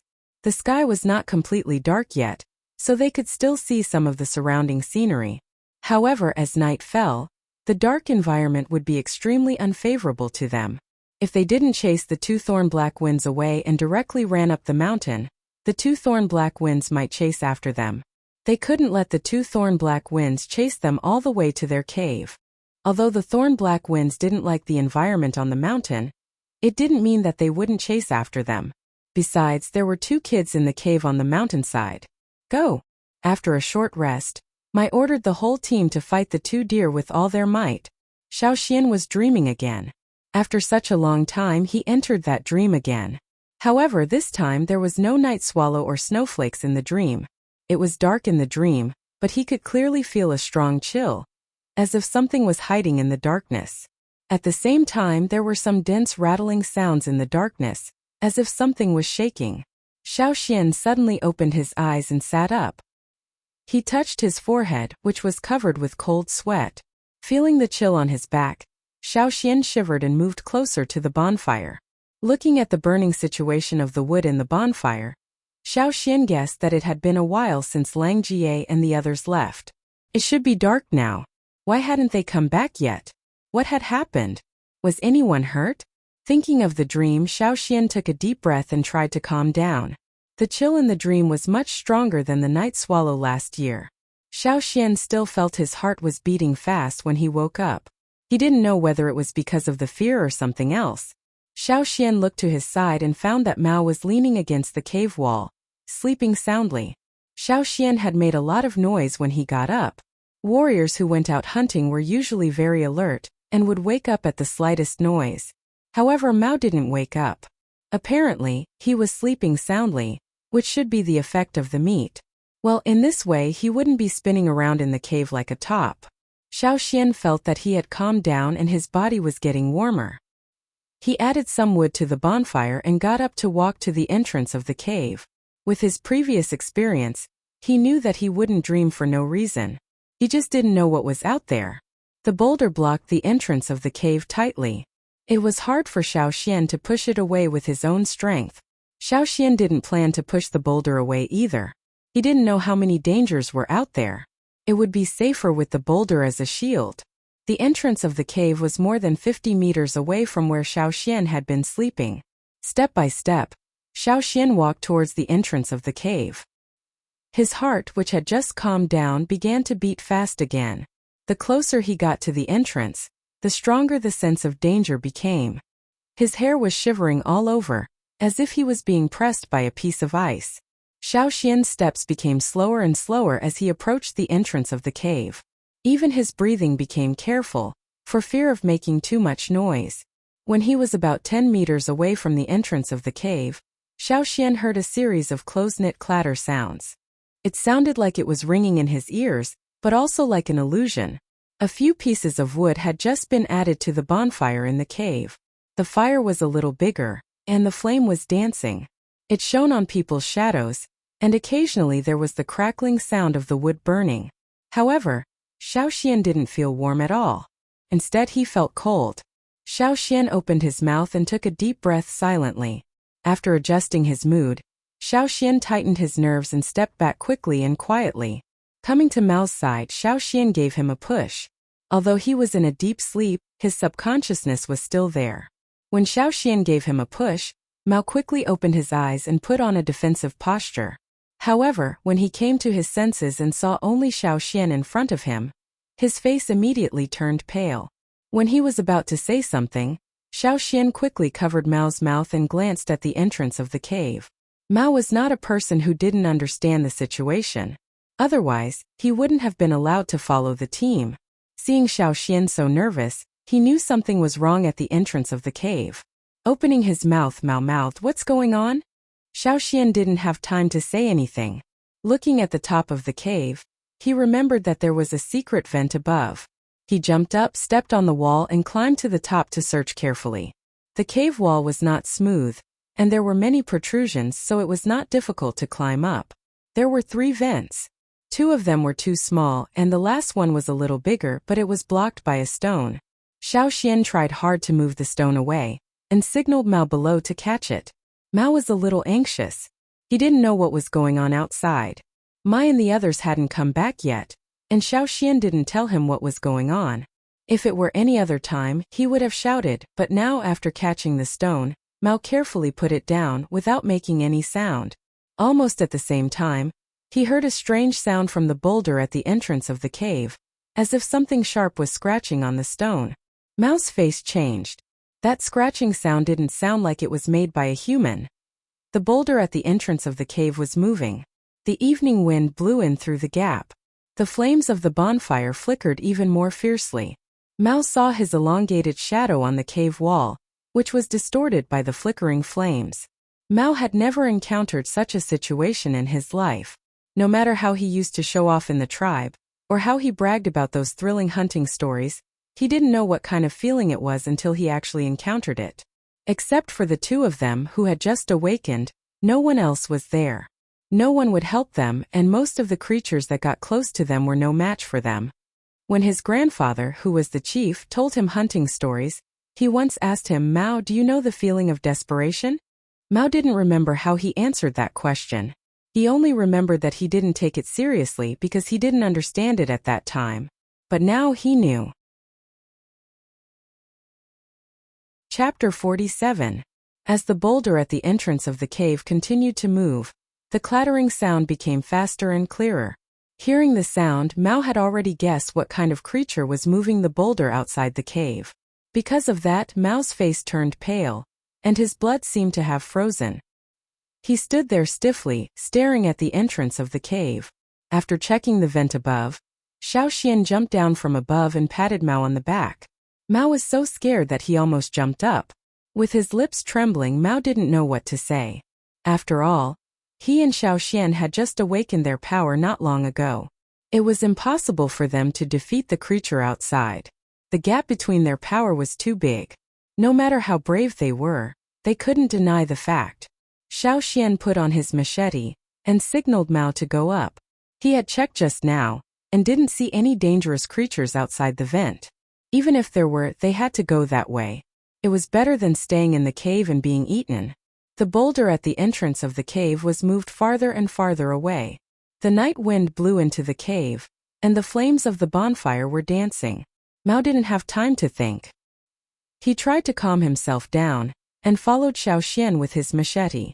Although the old hunters had told them that it was very dangerous at night in the forest, they had no other choice now.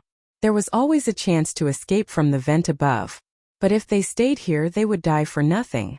They might be swallowed by the thorn-black wind before they could use all their power. The vent was barely big enough for Xiao Xian and Mao to get out. If they were older, they wouldn't be able to get out. When Xiao Xian and Mao went up, the boulder at the entrance of the cave had been moved away, and more than half of the entrance of the cave was exposed. The thorn-black wind was so excited that its clattering sound echoed in the cave. The whole cave was filled with the sound.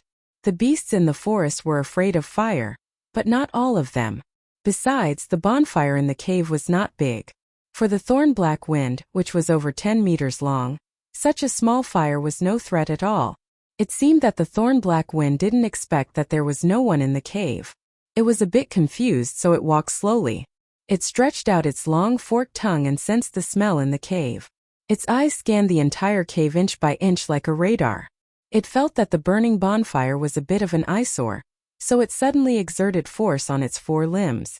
Its whole body was like a black wind, and in the blink of an eye, it had already arrived at the bonfire and stepped on it. Bang! The thick horny scales blocked the burning sensation of the bonfire and put it out with a stomp. The cave instantly darkened. There was no one in the cave. The smell of the 4-fanged black boar's flesh was very strong, but it could still distinguish the scents of many humans, many of which it was very familiar with.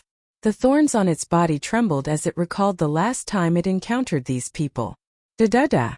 Zhang Xi's voice was even more hurried than before. Outside the vent, Xiao Xian and Mao stood with their backs against the steep mountain wall. They were now hoping that the thorn-black wind would leave after it finished exploring the cave and didn't find anyone. When Mai and the others came back, they would go back into the cave. Holding his breath, Xiao Xian listened carefully to the sounds in the cave. Except for the occasional slight clattering sound, they didn't know what was going on in the cave. They also heard the sound of the bonfire being stepped on. They tightened their bodies just in case. After waiting for a while, they didn't hear any other sounds in the cave. They didn't know whether the thorn-black wind had left the cave or not. The night was getting darker. Although it was not completely dark, the light was dim, and because of the angle, they couldn't see clearly what was going on in the cave. While thinking, Xiao Xian suddenly felt his scalp numb. A chill quickly spread along his spine, which made him shiver. He quickly moved 2 steps away from the vent. While moving, he pulled Mao, indicating that he should follow him and stay away from the vent. Mao moved his sight away from the vent. After 2 steps, he looked at Xiao Xian. When he was about to make a gesture to Xiao Xian, he suddenly felt a gust of wind behind his ear. The wind was so strong that it carried a cold killing intent. Mao felt that all the pores on the back of his neck were about to explode. Ding! The beast's claw was nailed to the mountain wall. The flying stone fragments hit Mao's body. His arm was scratched by a few sharp stones. Mao didn't care about the wound at all. He didn't have time to care about it. At the moment he felt like his heart was being hammered. He didn't even notice when the beast's claw reached out from the vent. He didn't hear any sound at all. Everything happened too quickly, too quietly. If it wasn't for Xiao Xian pulling him to the side, and if it wasn't for the fact that the vent wasn't big enough for the beast's claw to fully extend, Mao would have been nailed to the mountain wall by the claw, or even directly slapped to death by it. The claw that reached out from the vent was nailed to the mountain wall. When it pulled out, the sharp claw directly pried out a big piece of stone. When the claw closed, the stone was instantly crushed. The beast's claw didn't catch anyone, and when it pulled back, it also scratched off a piece of the vent. The vent that was only big enough for a child to pass through suddenly became twice as big. Not only that, the beast's claw seemed to want to continue expanding the vent. Obviously, the thorn-black wind already knew that Xiao Xian and Mao were outside, and had its eyes on them. Let's go! Xiao Xian and Mao quickly ran away. Such a steep mountain wall was actually not that difficult for them. It wasn't completely dark yet, and they just needed to stay calm and not make any mistakes. One wrong step and they might fall down the mountain wall. With their physique and reflexes they wouldn't fall to death, but it was very likely that they would be blocked by the thorn-black wind behind them. Which way should we go? Mao asked. Because of what happened just now, he had more trust in Xiao Xian. After all, there were several times when Xiao Xian had sensed danger before he realized anything. Let's go up the mountain, Xiao Xian said. This was also the question that Xiao Xian had just thought about. Mai and the others should be at the foot of the mountain now. It was a good idea to ask them for help, but if they ran down the mountain, it was still a problem whether they could successfully get rid of the thorn-black wind behind them.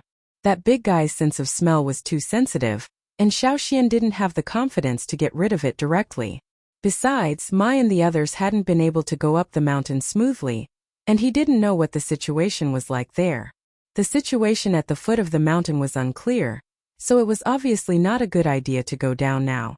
There was another reason, which was just Xiaoxian's guess. While running up the mountain, Xiaoxian asked, "Is the thorn-black wind afraid of the cold?" Xiaoxian's question reminded Mao of something. "I heard that the thorn-black wind seldom goes up the mountain, and likes to stay in warm and humid places." While speaking, Mao also understood Xiaoxian's meaning. The temperature would drop a lot as they went up the mountain. The temperature difference between the top and the bottom of the mountain was huge. The place near the top was covered with snow, and the top was covered with ice and snow all year round, so there were not many dangerous creatures living up there. The real danger was the environment, which was very cold. As far as he knew, the thorn-black wind was very persistent about its prey, and had a very sensitive sense of smell. Once it set its eyes on something, it wouldn't give up easily.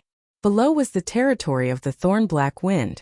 It was still night, when the thorn-black wind was most active. Going down was like sending oneself to the mouth of the thorn-black wind. They would either freeze to death or be eaten. If Mao had to choose, he would rather go up the mountain, where there was at least a chance of survival. It would be better if the thorn-black wind behind them couldn't stand the cold environment and retreated. Behind them came the sound of rocks breaking, which meant that the vent was getting bigger and bigger. Among the sounds of rocks breaking, there was also a rapid shaking sound. The thorn-black wind seemed to be getting more and more agitated. In fact, the thorn-black wind could directly go out from the vent, and then catch up with them, but it didn't do that. Maybe it didn't think of that way, or maybe it didn't think that such a narrow vent was a big problem for it, so it didn't bother to take a detour. Or maybe there were other reasons. When Xiaoxian and Mao were running up the mountain, Mai and the others at the bottom of the mountain were also attacking, and the two thorn-black winds were about to retreat. Mai was overjoyed, but soon after, his expression turned ugly. The sound coming from the mountainside was not loud, but it was very quiet now, and with Mai and the others' extraordinary hearing, they could naturally hear the sound of rocks breaking. Mai heard it, and so did the others. Their faces suddenly changed. "Is it from the other side of the cave?" Chao said in surprise. "Oh no. Xian and the others are still in the cave." Langga's hand holding the stone knife trembled, and the knife almost fell down. "Go up the mountain," Mai shouted. This time the two thorn-black winds who were about to retreat didn't stop them from running up the mountain. Without caring about anything else, Mai led the others and rushed to the cave on the mountainside. The sound of rocks breaking didn't last long, and soon it died down, which made Mai and the others even more worried. If there were sounds, they could still hope that the two kids were fine. But if the noise died down, it meant that the crisis was over, or Mai didn't dare to think further and just tried his best to rush there. When they finally arrived at the cave, their faces were all pale. With the strength of Xiaoxian and Mao, it was not easy for them to move this huge rock. Even if they wanted to move it, they might not be able to move half of the cave. With their small bodies, they could go in and out freely through a small crack. Of course, it was not the two kids who moved it. Moreover, there were familiar claw marks on the huge rock. Seeing the huge rock that was moved away, and the obvious claw marks on it, Langga's legs went soft, and he almost knelt on the ground. Mai didn't have time to get a torch and rushed into the cave. But at this time there was only a mess in the cave. The cold wind that poured in from the hole and the vent made their hearts feel cold. Plus equals plus. Let's go to bed early tonight. Chapter 48. Damn it. It's that guy from last time. It's him, it must be him. Those two at the foot of the mountain were also found by him. Combined with what they had seen at the foot of the mountain, they had guessed something. They had never thought that the one they had met last time would be so persistent. Before, they only knew that the thorn-black wind was tough, but they had never thought that in order to attack them it could find helpers. As the saying goes, it's easier to invite the devil than to send him away. The two helpers at the foot of the mountain would probably occupy this area. Last time, the thorn-black wind would rather lose its territory to take revenge on them. I knew it. I knew it wouldn't give up easily. Xiao looked at the mess in the cave, and her voice was full of depression. During the last hunting trip, Hoodlum naturally followed Mai's team, together with another kid. They were all led by several intermediate totem warriors in the team. According to the old rules, if an intermediate totem warrior led a newcomer, Mai wouldn't say anything. The other teams all did the same. Later, when they were hunting in the basin, Hoodlum targeted a small thorn-black wind that was alone. It was still daytime. Maybe the big one was sleeping in the pond, but the small one didn't. It was curious about the outside world, so it came out and chased a fox away from the pond. Hoodlum and the others saw it. Compared to the adult thorn-black wind, the newborn thorn-black wind was much easier to deal with. In the tribe, the newly awakened warriors would wear the trophies they had hunted in the previous year and compare them with each other during the snow festival ceremony. Although the shaman and the chief didn't include this rule in the ceremony, it had almost become a recognized practice. Hoodlum was satisfied to hunt a thorn-black wind, even if it was a small one. That was where the problem came from. Hoodlum was about to make a move. With the help of a few other warriors, he managed to kill the small thorn-black wind, but the big one came. That was the beginning of the trouble. The cub had been killed, and the murderer had been caught red-handed. The big thorn-black wind went mad and chased after them like a madman. Several intermediate totem warriors who were protecting the cub could not fight against a crazy adult thorn-black wind, so they hurriedly called for help. After injuring several people, they finally forced the big thorn-black wind to retreat. Hoodlum did not take the baby thorn-black wind's body away. If he did not leave the body behind, the big thorn-black wind would continue to chase after them. The two people who were seriously injured during the last hunt were injured during that incident. If Mai and the others hadn't rushed over in time, those two people would probably have died. The reason why the few children who participated in the hunting last time, except for Mao, was that they were afraid of encountering similar situations again. Xiao Xian was an exception. Mai valued Xiao Xian's ability and hoped that Xiao Xian could adapt as soon as possible. In addition, Mai thought that Xiao Xian was more sensible and obedient, so he brought him along. Therefore, there were only 2 children in the whole hunting team this time. Unfortunately, both of them were in their hunting team. If something happened to them, one of them was the one who had awakened his power early, and the other one was also talented. He was the grandson of the chief, and the son of the team leader. If either of them died here, it would be a heavy blow to them. If both of them died here, they would be too ashamed to go back to the tribe, and they would not be able to answer to the chief and the shaman. It planned so much just for the 2 kids in our team. A warrior punched the mountain wall in frustration. Last time they killed its cub, and this time it killed the human cub. It would rather take the risk of losing its territory and lurk in the daytime. It even climbed up the mountains that it usually didn't set foot in. Sure enough, no ferocious beast could be underestimated. We shouldn't have taken this route. Mai regretted it now. He had underestimated the thorn-black wind. There might be other unknown dangers in taking the new route, but if he had known this would happen, he would rather take the risk and take the new route. But now they had no time to regret. After checking all the traces, they divided into several groups and went up the mountain. But it was dark now, so it was not convenient to find people. They also had to guard against other threats. Xiao Xian and Mao almost used all their strength to run for their lives.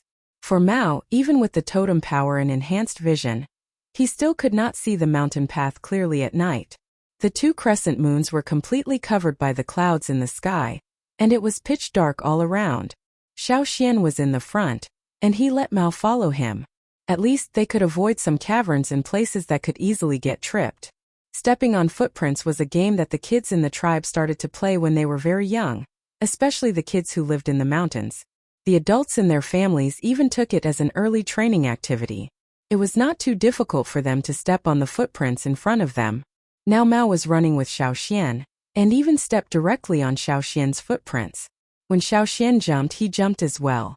However far Xiao Xian jumped, he jumped as well. When Xiao Xian turned to the left, he turned to the left as well. He could judge the terrain according to Xiao Xian's footsteps. This was a game that he had played since he was little, so it was not difficult for him to deal with it. If it was daytime, those footprints would only be the footprints of one person, and no traces of 2 people running would be found. Mao had many doubts in his mind. He did not know why Xiao Xian was so sensitive to danger, nor why he could tell where the caverns were in such a dark environment. The mountain was rugged, and there were many caverns. He could hear the sound of the thorn-black wind stepping on the caverns behind him. It would sound every once in a while, and now it was much more frequent. Mao even suspected that Xiaoxian deliberately chose such places to run, just to trap the big guy behind him. And he had been running with Xiaoxian for so long, and he had not missed a single step. However, now was not the time to think about it. Xiaoxian kept running up the mountain. In his vision it was not complete darkness, but a picture of different shades of gray.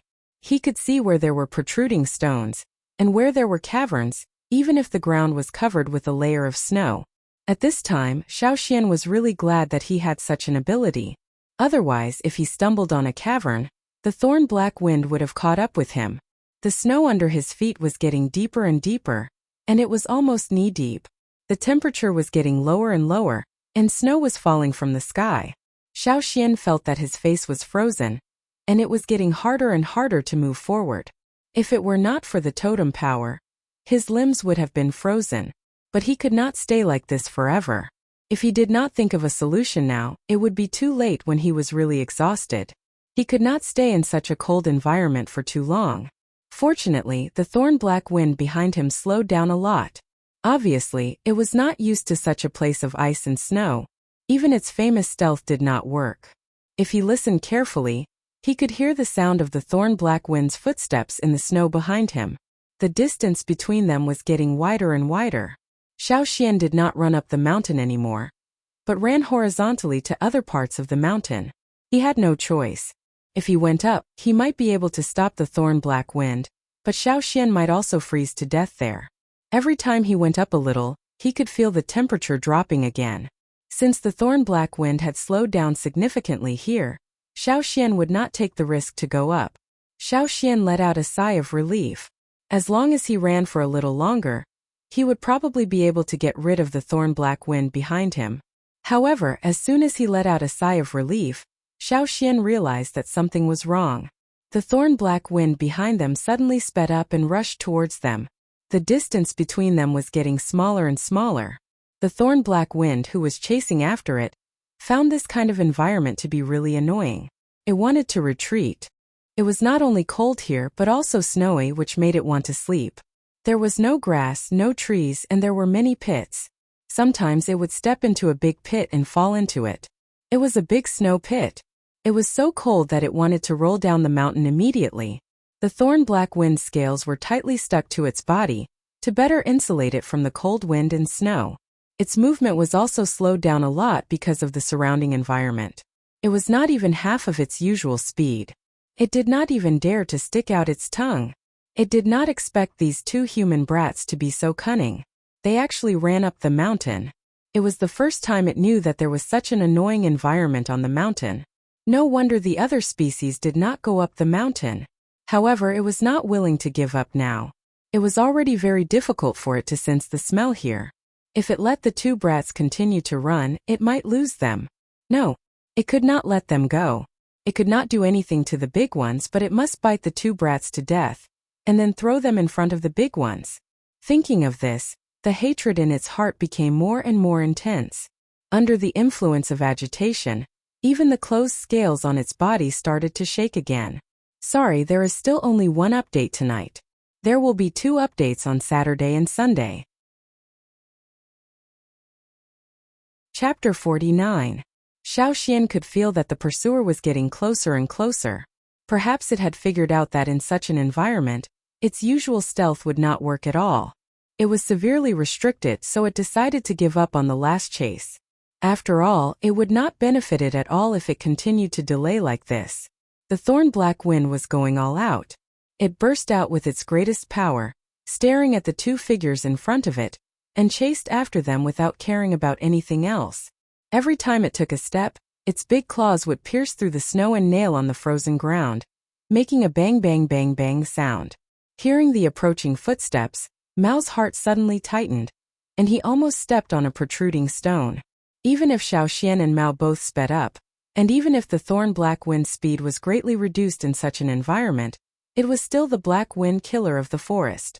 At this moment, when it burst out with all its strength, Xiao Xian and Mao could not be compared with it. A chill ran up his spine, and his hair stood on end. He did not know whether it was because of the cold wind or because of the chill on his back, but he felt like he was covered in an ice cave. "Get out of the way!" Xiao Xian roared. Xiao Xian and Mao avoided the huge figure that had already rushed over. For Mao, without Xiao Xian's guidance, he could not move at all in such an environment.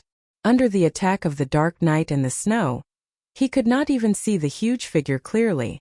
If the thorn-black wind waved its claws at him, he had no confidence that he could dodge it safely. However, the thorn-black wind seemed to have realized that Xiao Xian was the most important one between the two. After it missed the target, it turned its head to Xiao Xian, and its hind legs kicked hard. The snow on the ground was wrapped by a strong wind, flying towards Mao, while the thorn-black wind rushed towards Xiao Xian in the other direction. It knew that as long as it got rid of Xiao Xian, the other little guy would not be a problem. Xiao Xian skimmed across the snow-covered ground, and quickly pulled out a short spear from his back. He twisted his body, and the moment he landed on the ground, he used the force of the rotation to stab towards the thorn-black wind's eyes. The short spear was thrown out like a bullet towards the thorn-black wind's eyes. The thorn-black wind's reaction wasn't slow either. Although it didn't dodge the attack completely, it tilted its head and quickly closed its eyes with hard scales. The short spear did not manage to pierce through the thorn-black wind's eyes. It only managed to pierce through the corner of the eye, which was blocked by the hard scales. Even so, the sharp stone spear still managed to pierce through the corner of the eye. The eye was more or less affected, and blood started to ooze out of the corner of the eye. With its eyes injured, the thorn-black wind was even more furious. It did not expect that this little thing could hurt it so quickly. Xiao Xian could not see the blood at the corner of the thorn-black wind's eyes. In his sight there was a huge skeleton. Just now, he threw the spear at the thorn-black wind's eye sockets, but obviously, it did not manage to pierce the eye. Even though he could not see the thorn-black wind's eyes, Xiao Xian could still feel the fierceness in its eyes. In order to share the pressure on Xiao Xian's side, Mao also determined the direction of the thorn-black wind according to the sound, and threw a spear towards it. Unfortunately, the thick horny layer on the thorn-black wind's body, and the thorns on its back formed a terrifying protective armor. The stone spear could not pierce through the tough protective layer at all. The relatively weaker parts were only a few parts on its head and a part on its tail. Mao had aimed at the part of the thorn-black wind's tail that was not covered by the thick thorns. That layer of protective scales alone might not be able to withstand the attack of a totem warrior. The thorn-black wind did not pay any attention to Mao at all. It was now staring at Xiao Xian. Because of its anger, it swung its tail like a hammer hitting the ground, making cracking sounds, as if it was hitting the reinforced concrete floor. Snowflakes and broken stones on the ground flew everywhere. Dodging the beast's paw from above, Xiao Xian pulled out his teeth knife to block the sharp claws coming from the side. Squeak! The sound of the sharp claws cutting through the teeth knife was heard. The sharp claws that could easily break the stones in the cave only left some shallow marks on the teeth knife. The knife was not a big deal, but Xiao Xian felt that every part of his arm was burning with pain, as if his arm was about to fall apart. Without having time to check the wound on his arm, Xiao Xian's calf muscles expanded and contracted rapidly, and he moved away from the original place to avoid facing the thorn-black wind directly. But the thorn-black wind was indeed a killer in the forest. It seemed that it had expected Xiao Xian's possible reaction. When Xiao Xian moved away, it whipped its tail at him. Xiao Xian, who had just landed, could not dodge in time. He only had time to hold the knife in front of his chest, in case he was stabbed by the thorns on the thorn-black wind's tail. Bang! Xiao Xian was sent flying by this powerful force. After landing on the ground, he still couldn't stop moving backwards. His chest was shaken by the impact. If it wasn't for the fact that the thorn-black wind's movement was greatly restricted in this environment, Xiao Xian would have been long gone by the attack. This was the first time that Xiao Xian had encountered such a dangerous situation since he came to this world. Hunting was dangerous, and he had already prepared for it. But he did not expect to encounter such a ferocious beast on his first hunting trip. No matter in terms of physical strength or speed, Xiao Xian and Mao might not be able to compete with the weakened thorn-black wind. The choice of survival was either you die or I die. The only short spear he had on him had been thrown out. He had brought 3 with him, but he had used 2 on the way. Now Xiaoxian only had the teeth knife given to him by old Ku, and the 3 spearheads in the animal skin bag that he had not used yet. Mao did not stop making trouble for the Thorn Black Wind, but the Thorn Black Wind did not take him seriously. When he followed Xiaoxian out of the cave, he brought 7 short spears with him. He had already thrown out 5 of them, and the 6th one almost hit the Thorn Black Wind's eye. This time the Thorn Black Wind finally looked in that direction. Now was the time. This might be the only chance. At this moment, Xiaoxian's eyes were full of killing intent, and the totem power in his body reached the peak. He suddenly stomped his feet and rushed out. However, Xiaoxian did not rush in a straight line, but changed his direction with the help of the stone spear that was stuck in the ground. The Thorn Black Wind did not expect that Xiaoxian would change his attacking angle. It turned around and stared at the place where Xiaoxian was standing just now. It waved its claws in that direction, but when it realized what happened, it found that the little man had dodged its claws. Maybe Xiaoxian's strength was not as strong as Mai, who was a mid-level totem warrior, but with the help of the teeth knife, he used all his strength to stab the weakest part of the Thorn Black Wind's head. The teeth knife broke the horny layer of the Thorn Black Wind's head and went straight into its head.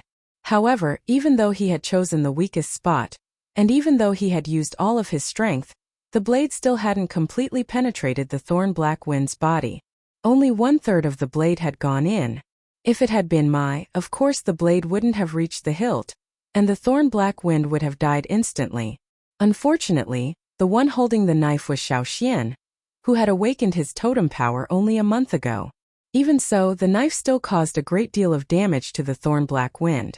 Xiaoxian wanted to use more strength to stab the knife deeper, but the Thorn Black Wind's claws were already coming. Xiaoxian did not even have time to pull the knife out. The knife was clamped tightly, and there was no time for him to use any strength. He could only dodge. Even so, Xiaoxian's back was still scratched by the claws. Luckily, he dodged in time, and the wound was not too deep, so it was not fatal. If he was half a second slower or hesitated, he would have been killed. A sharp scream pierced through the snowfield, and the surrounding snowflakes were shaken away by the scream. The Thorn Black Wind, who was stabbed in the head, roared out in pain. It wanted to push the knife away with its claws, but the place where the knife was stabbed was too delicate, and it felt a severe headache when it touched the knife. Its big claws were not flexible anymore, so it could not pull the knife out quickly. Instead, it made itself suffer from the pain that almost made it faint. Chapter 50. There were 3 spare spearheads in the animal skin bag. In fact, there was another big bag with more spearheads in the cave, but Xiaoxian didn't have the time to bring that big bag with him when he was running for his life.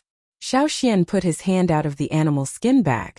Every stone spearhead in the bag was made by him, and he felt a sense of familiarity when he held them in his hand.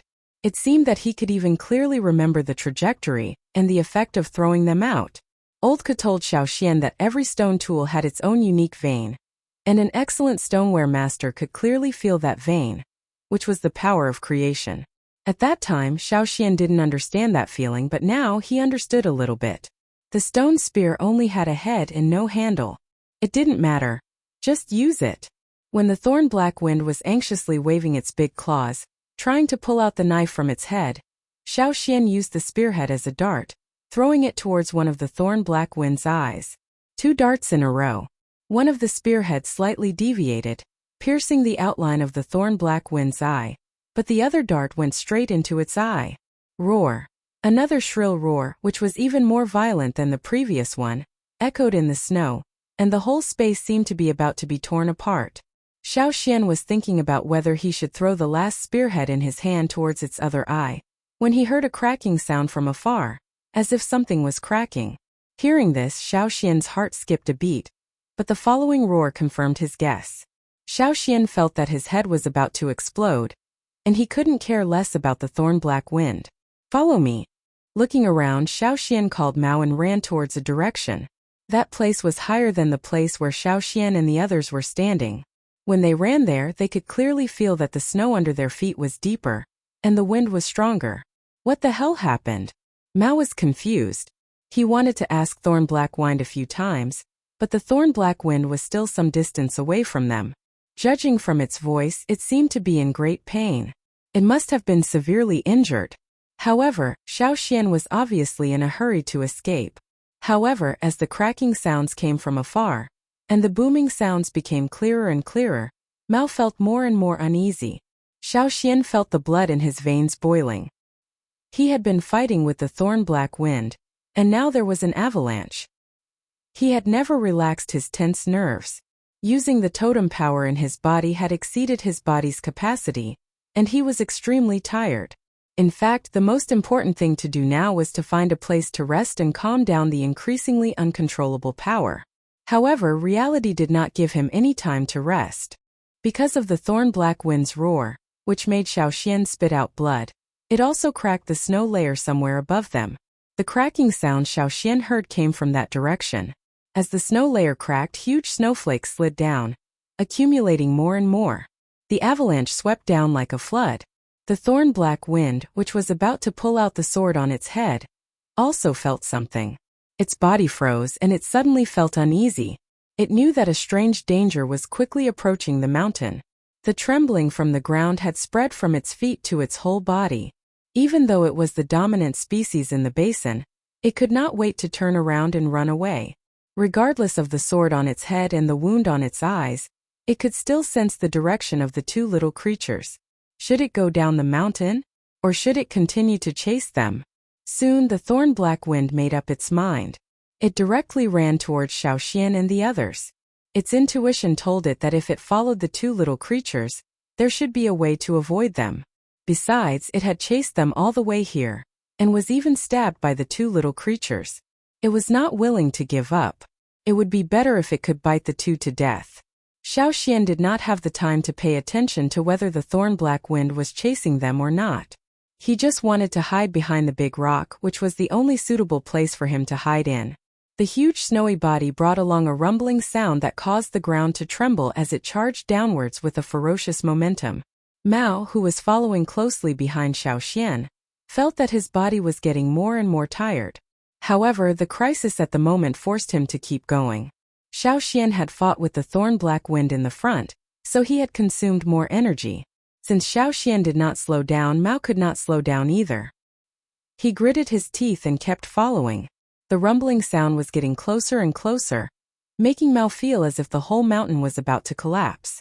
He did not know what it was, but the huge pressure made it difficult for him to breathe. Closer. It was getting closer. Xiaoxian rushed to the big rock, which was connected to the mountain.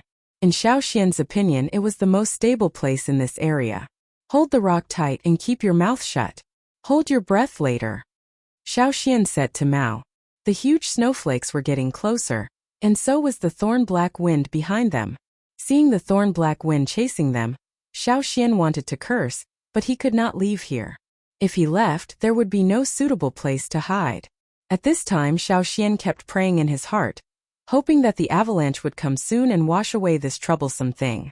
The thorn-black wind also sped up, and was only dozens of meters away from the rock where Xiaoxian and the others were hiding. The mist-like snow had already rolled over, and the big mouth with sharp teeth was also biting towards them. However, the big mouth was one step too late. Take a deep breath, hold the rock tight. Hearing the rumbling sound, Xiaoxian closed his eyes. When the avalanche came, the thorn-black wind roared unwillingly, and Xiaoxian even smelled the fishy smell coming from its mouth. Just as the thorn-black wind roared, it was drowned out by the rumbling sound of the avalanche. After that, there was only the sound of the avalanche that made people think that it was going to destroy the world.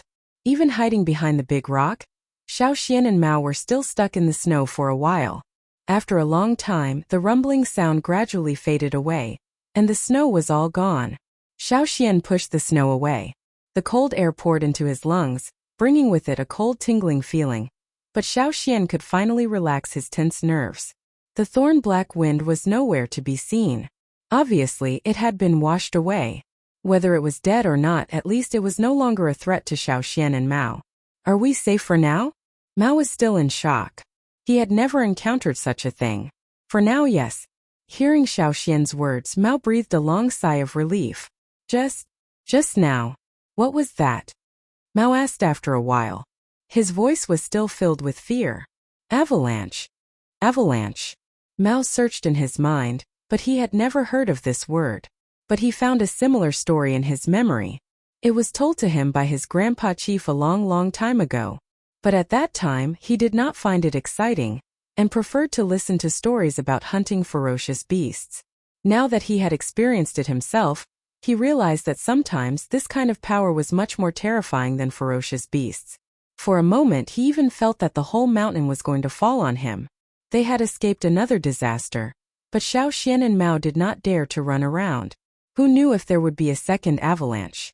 If that happened, they would be doomed if they could not find a suitable place to hide. They also did not dare to sleep, for fear of other accidents. In this place they might not be able to wake up if they fell asleep. After resting for a while, Xiao Xian asked Mao about the thorn-black wind. Mao told him about the hunting experience last time. He had heard it from his father, and had not experienced it himself.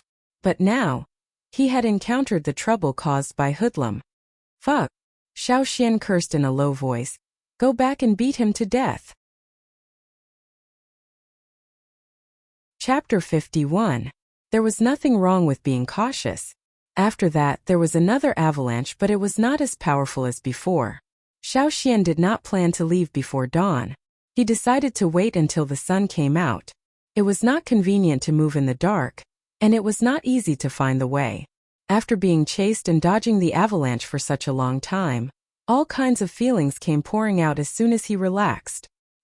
He was hungry and tired, but he still had to be vigilant, in case of any unexpected threats. Therefore, Xiao Xian cursed hoodlum in his heart several times. He had a piece of meat with him, but he dropped it when he was running.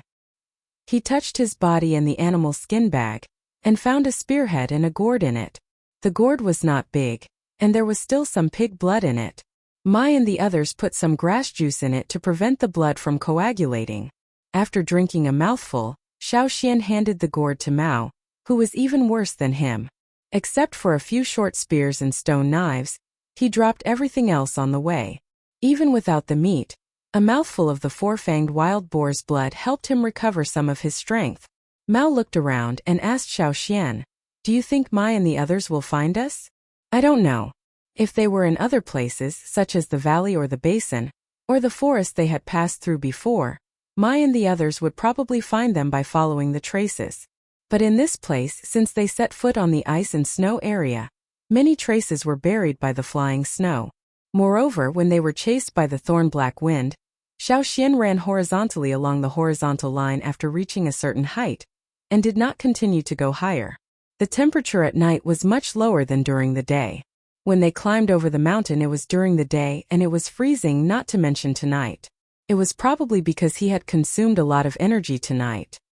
His body was absorbing the energy from the four-fanged wild boar's blood at a much faster rate.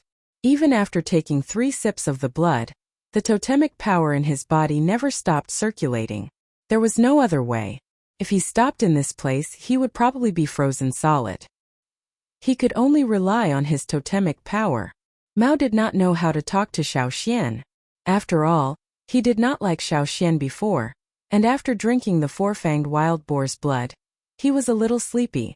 But the tense nerves and the endless cold wind drove away most of his sleepiness. Looking around, it was still pitch black. He could still vaguely see things close to him, but he couldn't see anything further. After hesitating for a while, Mao decided to ask Xiao Xian why he could see clearly in such a dark environment. However, when he turned around, he saw Xiao Xian drinking the pig's blood from the gourd. The 5th mouthful. Usually, Mai only let them drink 1 mouthful at a time, because they could not bear the energy contained in the pig's blood if they drank too much. Even when Mao himself was almost exhausted, he only drank 3 mouthfuls intermittently, and that was almost his limit. If there was too much external energy, and he could not control it, there would be chaos in his body. But now Xiao Xian did not seem to want to stop. It seemed that there would be a 6th mouthful later. "Is it okay to drink so much?" Mao asked. "It's okay for now." Xiao Xian felt that the energy brought by the pig's blood soon disappeared, and the tiredness that had just eased came back again. He could only drink 1 more mouthful. After repeating this several times, Xiao Xian did not find any side effects. So he just followed his instinct and kept drinking. Mao only drank 3 mouthfuls of the four-fang boar's blood, and Xiao Xian drank the rest. When the pig's blood was finished, the sky began to glow. Mao looked at Xiao Xian as if he was looking at a monster. He could not understand why this guy was not affected at all after drinking so much four-fang boar's blood. On the contrary, he was getting more and more energetic. No one in the tribe would believe him if he told them that. "Are we leaving now?" Mao asked. The snow had stopped long ago, and as the sky gradually brightened, they could clearly feel the temperature rising. When the sun came out, they would not need to use the totem power anymore. "Wait a little longer." Xiao Xian looked at the sky and said. The clouds in the sky dispersed a little, and Xiao Xian could see many sharp peaks in the vast sea of clouds. Those were the mountains in the distance. The peaks appeared and disappeared with the surging of the sea of clouds. Further away there were even higher peaks, piercing into the blue sky. When the sun finally came out and shone on this snowy region, the color was no longer so cold. However, there were no trees in sight. There was only a large white wall of snow in front of them. Looking up, they would reach the peak of the mountain. The snow was knee-deep, and as far as his eyes could see, it was all white. The heaven and the earth seemed to be one. Looking down, the world at the foot of the mountain seemed to be hidden in the fog, and he could not see through it. The scene in front of him made him feel like he was lost in an inaccessible white world. Those who were not strong-willed would probably shrink back. Here it was even higher than the mountain that Mai took them to climb. That mountain was connected to the mountain range, and Xiao Xian was looking at a place in the mountain range. Looking around, he could see the white peaks that stretched for thousands of miles. "Where is this?" Mao looked at the strange scenery in front of him and asked uneasily. He remembered the place they climbed, and even all the scenery around the mountain. He remembered it carefully in his mind, but now it was all strange in front of him. When they escaped, they did not feel that far away. Now, looking at it again, they found that they were in big trouble. It was impossible to stay here forever. Xiao Xian decided to go down the mountain, at least to a warmer place. Xiao Xian was still thinking about Old Ku's saber. After Old Ku gave him the saber, he held the saber in front of Old Ku and assured him that he would take good care of the saber. But now the saber was gone. Walking down the mountain through the cloudy area, the scenery at the foot of the mountain gradually appeared. In this forest there was no vegetation above, and the mountains were covered with snow all year round. But at the foot of the mountain there was green grass, experiencing a short winter and a long summer. It was almost 2 different worlds. Xiao Xian and Mao walked down the mountain for a while, and saw a big bump in the snow. The snow here was very thin, and was melting under Yang Guang's feet. The protruding mass also revealed part of the scene under the snow, black scales. The exposed saber allowed Xiao Xian to judge that it was the head of the thorn-black wind. A ball of snow slid down along with the water, with some traces of red. Xiao Xian looked over, and found that the saber, which had only pierced 1/3 of the head, had now pierced more than half of the head. There was some dried blood around the saber. The thorn-black wind's scales, which were usually so majestic, were now all lying on the ground, and it did not move at all. Signaling Mao not to move, Xiao Xian closed his eyes. When he opened them again, what he saw in front of him was a huge skeleton. Different from last night, the huge ferocious beast in front of him now had several broken bones, as if it had bumped into something. Even if it was still alive, the injury was not small, and its head was deeply pierced by the saber. If it were not for the saber, Xiao Xian would have gone down the mountain without hesitation, and would not have tested whether the thorn-black wind was dead or alive. If it was still alive, even if Xiao Xian had recovered his strength, the outcome would still be uncertain. Gathering the snow around, Xiao Xian squeezed it into a hard snowball, and threw it at the saber. The saber trembled slightly, but the huge ferocious beast did not move at all.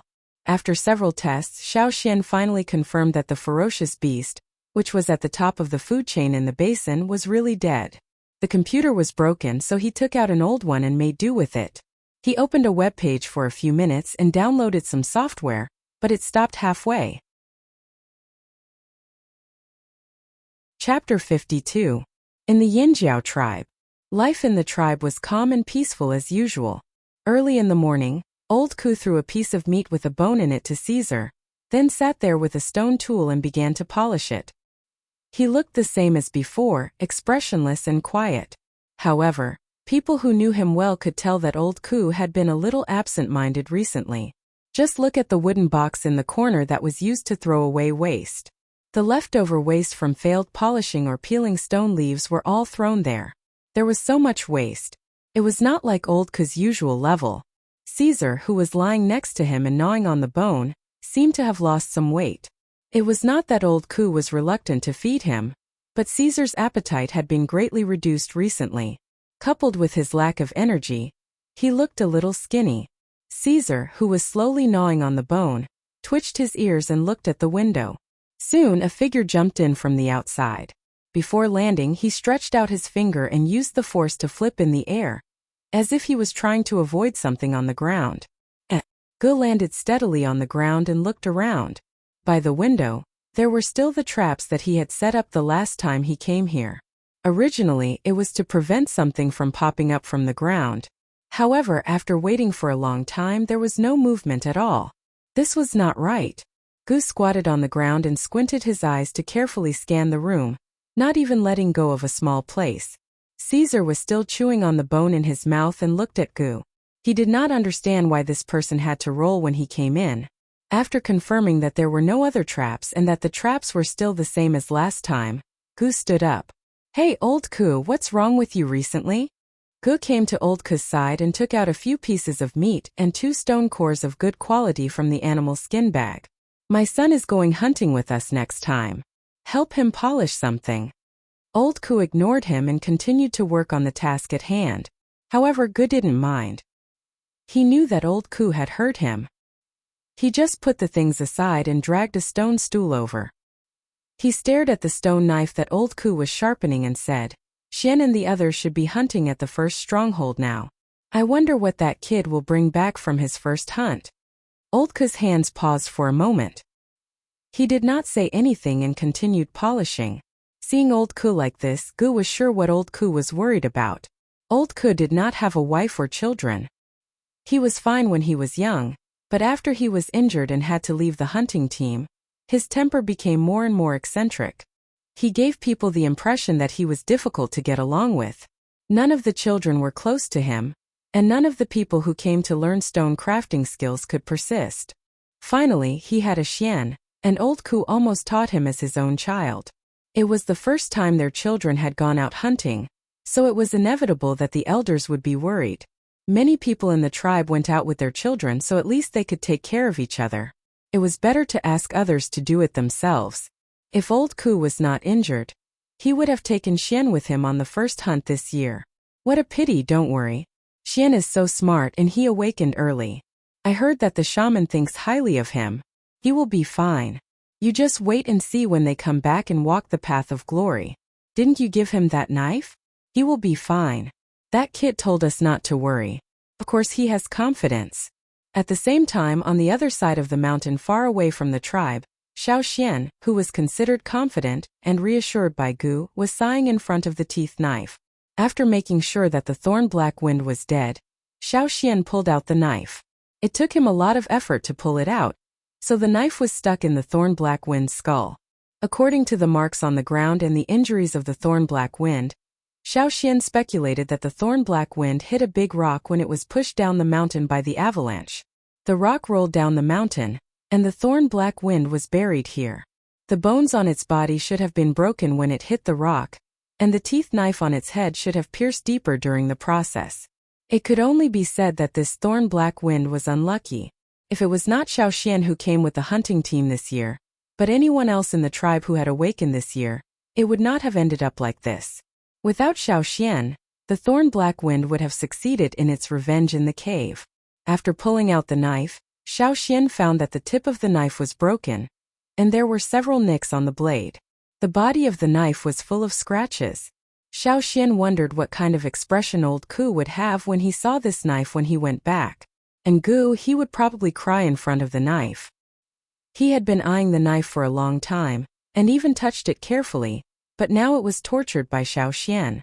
While Xiao Xian was staring at the knife and sighing, Mao was staring at the dead body of the thorn-black wind in front of him in a daze. He did not expect that such a giant creature would die like this. In the stories he had heard, beginner totem warriors were far from enough to fight against such a powerful ferocious beast, unless it was a group battle, where a group of people could fight against one beast. That way there would be some guarantee. Not to mention the newbies who had just awakened. Once they met such a powerful beast, the senior warriors would directly tell them, "Kids, stay away." Feeling the hard scales on the thorn-black wind with his palm, Mao was very excited. Although he did not play a big role in this hunt, he was able to witness this special hunting and anti-hunting battle. It was inevitable that he would be excited. The invincible image of the thorn-black wind in his heart had also been greatly reduced. Touch it again. Touch it again. Ah, look at its teeth, touch it again. He should be the first one in this generation in the tribe to touch the teeth of an adult thorn-black wind. Just thinking about it made him excited. So when Xiao Xian looked back, he saw that Mao was trying his best to open the jaw of the thorn-black wind, and was stretching his neck to look inside. "Look at your ass." Xiao Xian rushed over and lifted his leg to kick Mao to the side. "Aren't you fucking afraid that it will bite you to death again? Didn't you say it was already dead?" Mao patted the snow off his body, and did not care about Xiao Xian's kick. He continued to stare at the thorn-black wind passionately. People in the tribe always had a passion for such a powerful beast, which Xiao Xian could not understand. "Do you believe me just because I said so? What if I was wrong? Didn't you see me trembling when I pulled out the knife? Didn't you see me standing so far away when I pulled out the knife?" Although Xiao Xian was sure that the thorn-black wind was dead, there were too many inexplicable factors in this world. The thorn-black wind was a strange species, so it was better to be cautious. The chopped head could still bite people. Who knew if the thorn-black wind would have other similar behaviors? As soon as he finished speaking, Xiao Xian and Mao both heard the sound of a wooden whistle. The whistle was a little far away, but judging from the rhythm, they were sure it was from their hunting group. Xiao Xian's face suddenly lit up. He raised his hand without the knife, put his thumb and forefinger in his mouth and blew the whistle. Different rhythms of the whistles in the tribe meant different meanings. Xiao Xian knew all this, and all the warriors who went out for hunting had to know it. Seeing Xiao Xian blow the whistle with his fingers, Mao also tried to do the same. Unfortunately, he could not make a sound even though his saliva was dry. It was Lang Jie, Ong and the others who came to find them. When they saw that Xiao Xian and Mao were both safe and sound, Lang Jie almost cried out with his bloodshot eyes. But soon when they saw the huge body lying on the ground, they lost their footing. The snow had melted, and the killer in the dark that frightened them was lying on the ground quietly, without any signs of life. Although there was a problem with the computer, the second update would still be released. If you did not update it, you would be embarrassed to ask for a vote. The new week's ranking is around the corner. If you have a vote, please vote for me. Chen Ci thanked them. Chapter 53.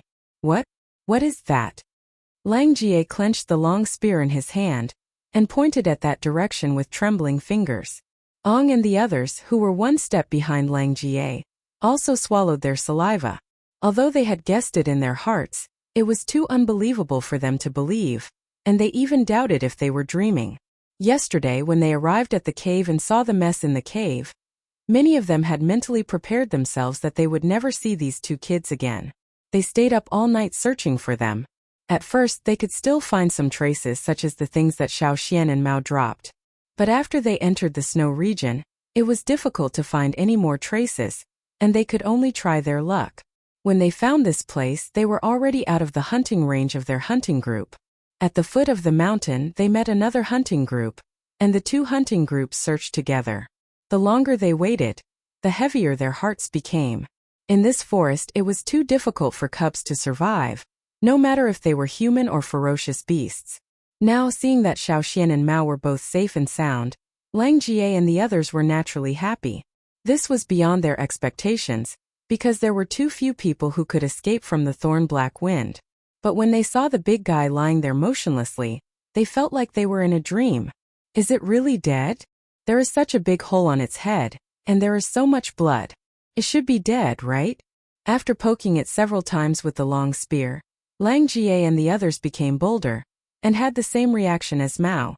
Now they had no time to care about Xiao Xian and Mao, and they all surrounded the thorn-black wind, touching here and there, and exclaiming while poking. It is really the one we saw last time. The part on its tail is not fully grown yet. Its skin is so thick, look at the thorns. Hiss, I can't pull it off. Xian, help me hold the stone spear. Hey, I don't believe. The thorns are so hard. If I cut the thorns on its tail last time, he might not be able to hurt its tail like this. Look at its claws, so sharp. Tut tut. Xiao Xian stood aside and felt a headache when he saw these people's reactions. He thought that they would have a happy reunion scene with tears in their eyes, but in the blink of an eye, he and Mao were thrown aside. Luckily, Lang Jie knew that he had to inform the others at the foot of the mountain, so he ran down the mountain and used a wooden whistle to send a message to the others.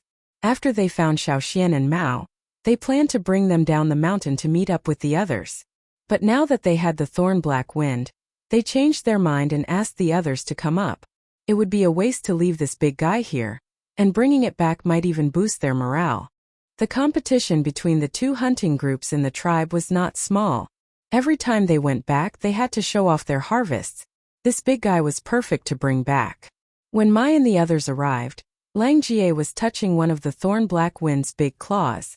Just like when Lang Jie and the others saw the thorn black wind, the others all opened their eyes wide, as if they were dumbfounded.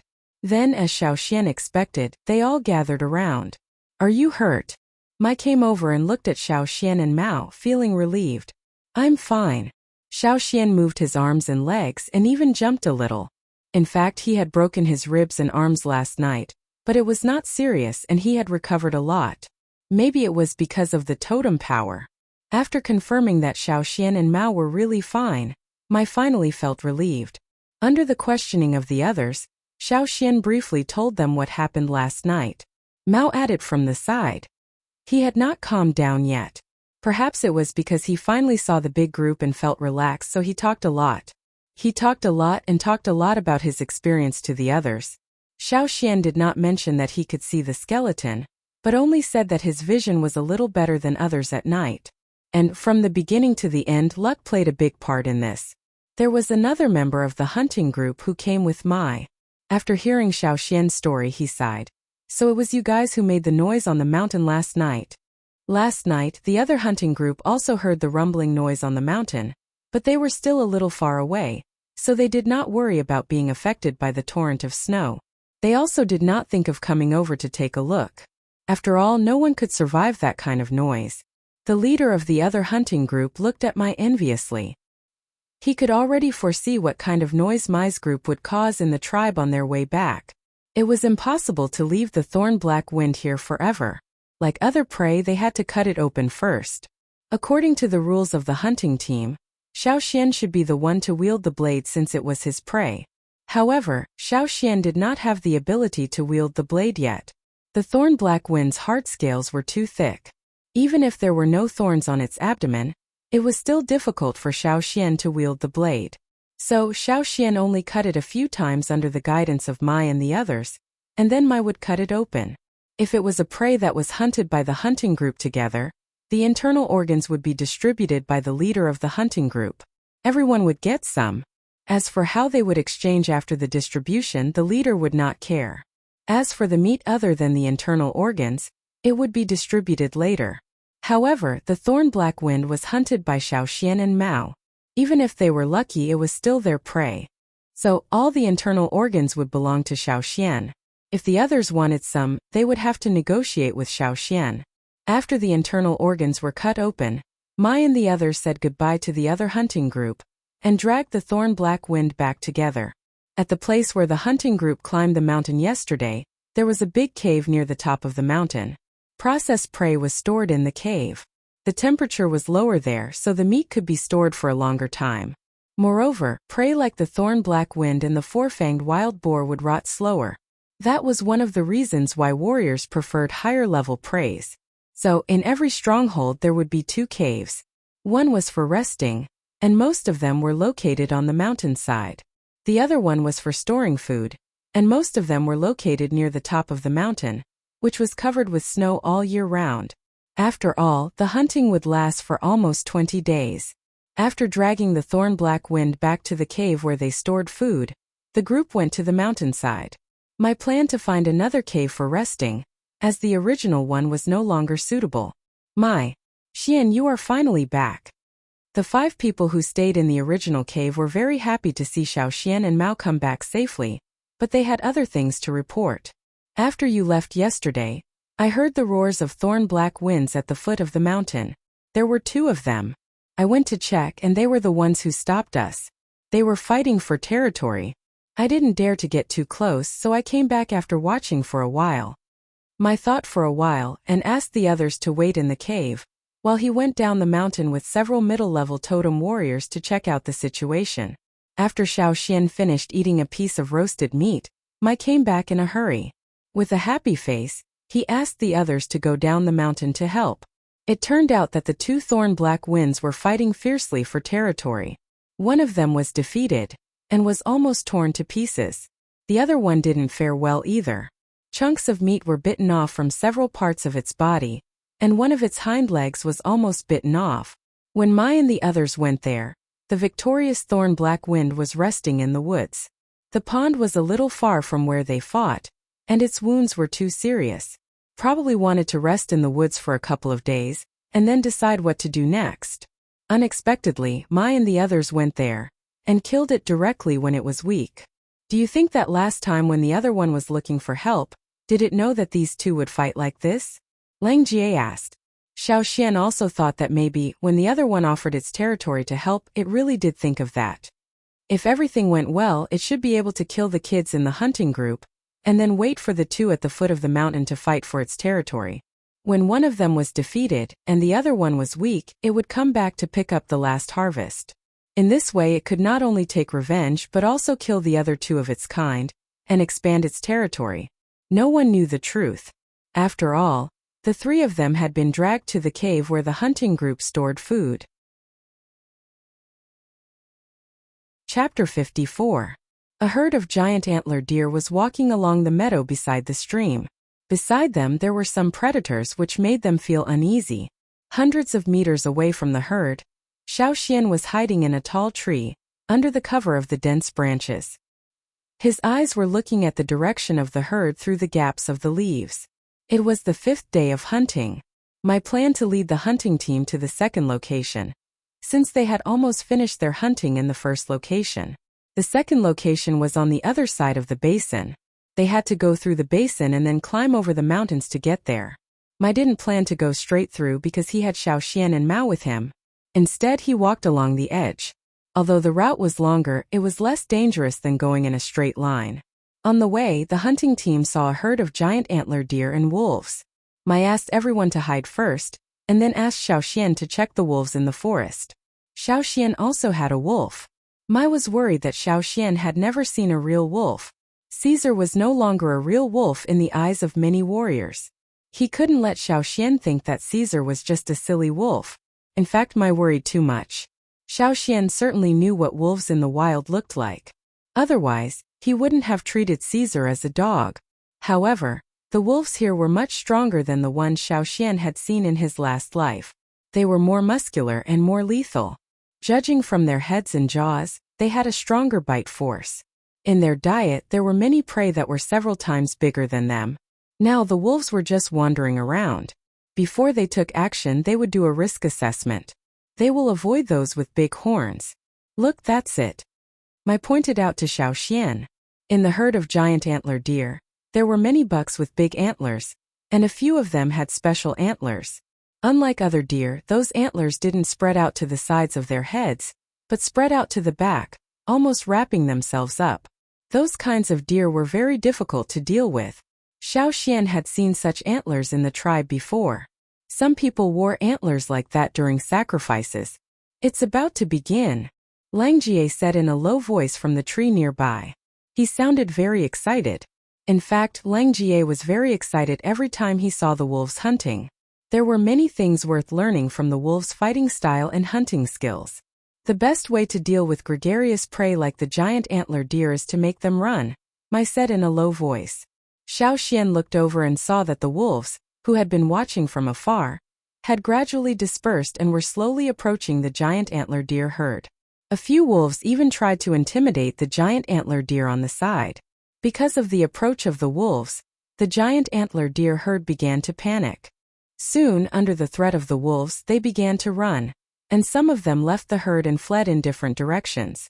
The wolves scattered and ran, looking for suitable prey among the fleeing giant antler deer. The young deer are protected in the middle of the herd, and there are strong individuals protecting them. Generally speaking, the wolves rarely attack them. As for those who fled in panic, the wolves can quickly find the injured, weak or old ones. Once they find such a deer, the other wolves in the pack will give up chasing other deer and turn to this side. Mai said to Xiaoxian, pointing at the wolves that began to run. After a pause he added, so, even if you are injured, don't show any weakness in front of them. Also, don't let the wolves go around to your back. It's very dangerous. Before Xiaoxian could tell which deer were injured or old, he saw a wolf speed up and chase a deer. Soon 6 or 7 wolves joined in the chase. Gradually, more and more wolves joined in.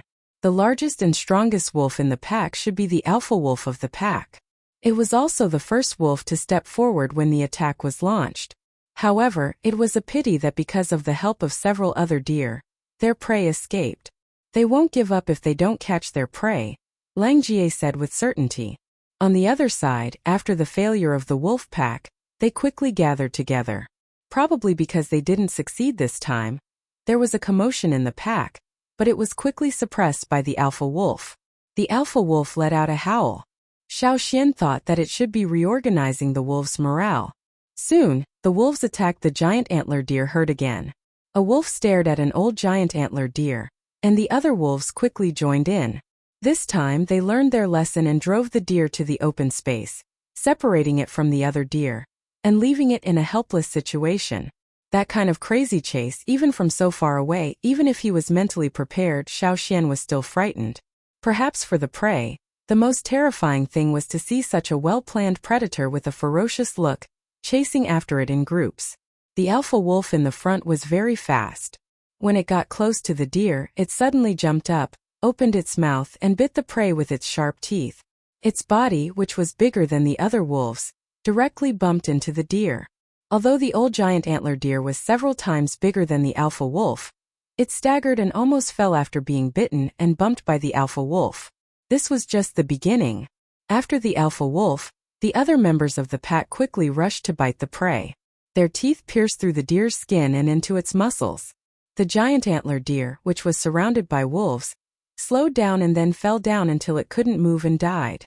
A lone wolf might not be much of a threat, but when dozens of such terrifying predators gathered together, it was dangerous. It was because of this hunting method that they were able to deter most of the predators in this area. Sometimes I'd rather meet ferocious beasts like the thorn black wind than face those guys, someone in the hunting group said. Luckily, the thorn black wind likes to move alone. Even if they are temporarily united, they won't fight that hard. They like to live alone and didn't like to cooperate. It was already rare for the 2 thorn black winds to cooperate with each other, but they would never fight against the hunting group together. By the way, I still haven't found where the pack of wolves hid the pups. Lang Jie looked around and said. It was a coincidence that he found Caesar, and Caesar was the only pup in the pack. Many animals living in groups would protect their pups well, like the giant antler deer over there, and the wolves on the other side who were ready to eat their prey. But like the thorn black wind, no matter how arrogant the adults were, if they didn't take care of their pups, the pups would become the food of other ferocious beasts. Even without hoodlum, there might be other predators such as tigers, leopards, and wolves. After all, in the world of wild beasts, the injured and the old are the best targets, especially the pups. Mai said. Under the pond where the thorn black wind that lost its pup lived, there were also countless skeletons of animals, big ones, small ones, old ones, and young ones. The world in the forest was so cruel, full of killing. Grow up quickly. Xiao looked at Xiaoxian and Mao, and said with a smile. Packing up the equipment, the hunting group continued to the second location. While running, Xiaoxian jumped on a tree trunk, and looked back at the pack of wolves that were eating. The strong alpha wolf was howling, and fiercely biting the other wolves that came to eat their prey. It was defending its ruling position in the family in this way. When the other wolves were not bitten by the alpha wolf, they would quickly eat their prey, as if the prey would be gone if they were one step slower. In contrast, what was Caesar, who was raised like a dog since he was little, doing now? Slowly gnawing on the bones? My computer from a few years ago crashed after I opened a web page for a few minutes. I almost fell asleep because of the lag. Chapter 55. The weak ones in the forest were the most vulnerable to attacks, so Xiao Xian had been paying attention to the surroundings. He was just an underage kid, and in the eyes of the beasts and ferocious beasts, he was one of the two weakest in the team. When they crossed the basin, it was almost evening. Xiao Xian thought that there would be a cave for them to rest in. After all, the rule of the hunting team was not to hunt at night, and it was too dangerous to stay outside. Without a cave to rest in, they would feel insecure. To Xiao Xian's surprise, the cave of the second hunting ground was not on this side. The second hunting ground was on the other side of the mountain, but Xiao Xian raised his head and looked at the mountain. He could not see the top of the mountain nor the border. It was too difficult to climb over. Even with the strong strength of a totem warrior, he might not be able to climb over in a day, not to mention it was already late. In the forest near the foot of the mountain, there were already many shining eyes staring at them. The hunting team led by Mai did not stop there, but kept going up the mountain. There was indeed a cave near the mountainside. It was a big cave, but it was not formed naturally, nor was it dug by the people in the tribe. It was dug out by some kind of creature. To be exact, it was actually a passage. Every time the hunting team came here, they would enter from here. They could walk to the other side of the mountain, and directly go through the mountain. On the wall near the entrance of the cave, there were many carved words. At the end, Xiao Xian saw Mai's name. Every hunting team leader would write his name on the wall when he passed through here. So, all the names on the wall were written by the previous hunting team leaders. When Mai could no longer lead the team, and a new hunting team leader was selected, the new hunting team leader would also write his name on the wall when he came here. In their eyes, this was a symbol of honor. Before entering the cave, the hunting team would hold a small ceremony to thank the ancestors who had opened up this hunting route. Mai put down the long spear in his hand by his feet, and knelt down on one knee, with his palms facing inward and his hands crossed in front of his forehead. He kowtowed to the wall full of names. To our ancestors. To you. Xiao Xian followed the other hunting team members and bowed to show his gratitude. It was said that the route taken by each hunting group was taken by their ancestors. A long time ago, when the tribe was short of manpower, there were not so many hunting groups. Every time they went out to hunt, they would change their routes. This time they would take this route, next time they would go that route, and the next time they would change the route again. Later on, when there were more people in the tribe, they divided into several hunting groups.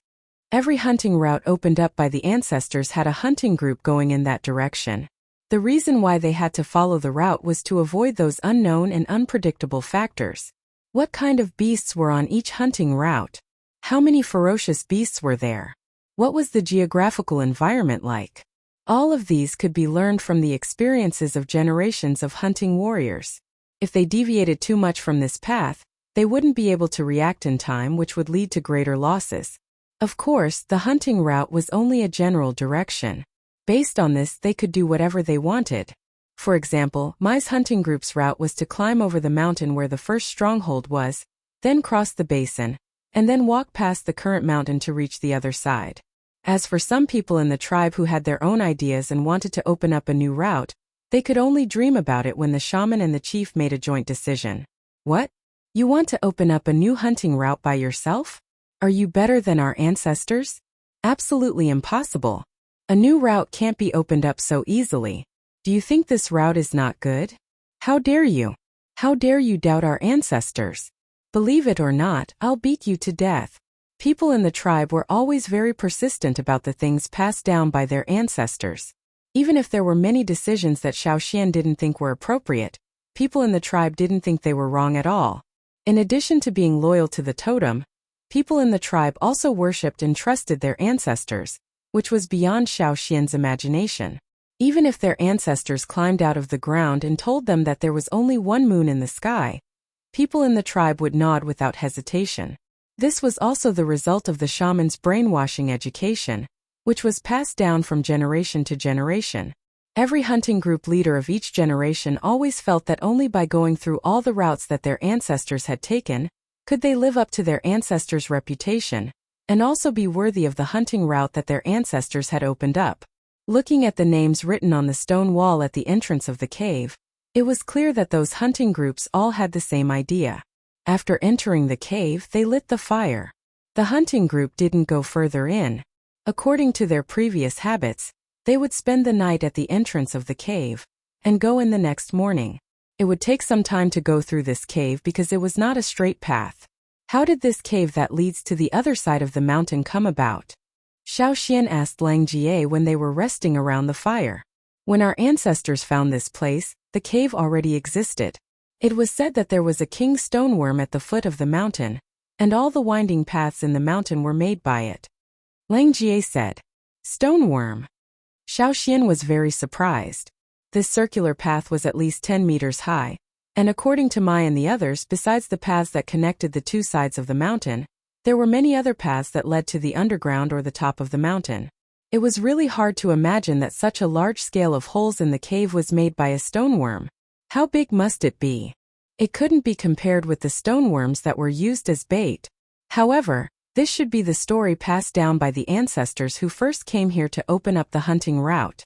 As for whether there really was a stoneworm or not, it still needed to be verified. Then have any of our ancestors seen the stoneworm at the foot of the mountain? Xiao Xian asked. It had been many years since the first hunting group came here to open up the hunting route. Even if the hunting group didn't stay here for long, someone must have seen it, right? No. Lang Jie saw that Xiao Xian was still doubtful, so he said, "But listen, there are sounds coming from the cave, so there must be a king stoneworm." Xiao Xian tilted his head and listened carefully. There were indeed some faint whistling sounds, but it wasn't necessarily caused by the stone worms. Since there were many caves in the mountain, if the wind blew in from one cave and out from the other caves, there would still be the same sound. There were still many doubts in his heart, but looking at Lang Jie, Xiao Xian wouldn't get an answer even if he asked. Not wanting to argue with these stubborn people, Xiao Xian asked, "What's on the other side of the mountain? What's the difference between here and here?" As expected, Lang Ga's attention was quickly diverted. Different. Actually, the biggest difference is that there are many huge birds on the other side of the mountain. Lang Jie stretched out his arms and gestured. Although the length of his arms was limited, Xiao Xian knew from his exaggerated expression that they must be really, really huge. In fact, thinking about it carefully, Xiao Xian found that from the time he entered the forest until now, he had rarely seen large raptors. Although many of them were already huge in Xiao Xian's eyes, according to Lang Ga's description, there were even bigger and fiercer raptors on the other side of the mountain. The feathers on the heads of some warriors during the snow festival ceremony were probably hunted on the other side of the mountain. Chapter 56. After a good night's sleep, the next morning, the hunting group packed up their things and started to walk through the cave. Xiao Xian had a good night's sleep and did not dream of anything horrible. "Everyone follow us closely, especially Xian and Mao. It's your first time to walk, so you have to be extra careful. If you get lost, you may never come out again." Mai said seriously. He was not trying to scare them but was telling the truth. Even the first few generations of ancestors who opened up this hunting route had to pay a heavy price before they finally found the correct path. In this huge maze, it was unknown how many people had entered and never came out. "Yes, don't worry. We will be careful," Xiao Xian said. Mao also nodded. In the hunting group, he had always obeyed the rules, and he knew that it was right to listen to the older warriors. It was getting darker as they walked deeper into the cave. Every few people in the hunting group held a torch. As they walked away from the entrance of the cave, there was only the light from the torches. It was not bright, but it was enough to see the path under their feet. Just like what Mai had told Xiao Xian in the cave, the deeper they walked, the more they would find that there were many intersecting paths. Sometimes they would find 2 or 3 entrances after a turn, but the hunting group had been walking on only one of them. Even if there were many paths that connected to the outside world, people who did not know the way would get lost soon after entering the cave. Maybe they would return to the original place after several turns. Probably because there were many paths connected to the outside world, the cave was not suffocating, but there was always some faint wind, and the rhythmic sound of some large animal breathing. For the time being, they did not see any aggressive creatures in the cave, but it was said that there were some insects and spiders living in the cave. The paths in the cave were not only winding, but also sometimes high and sometimes low.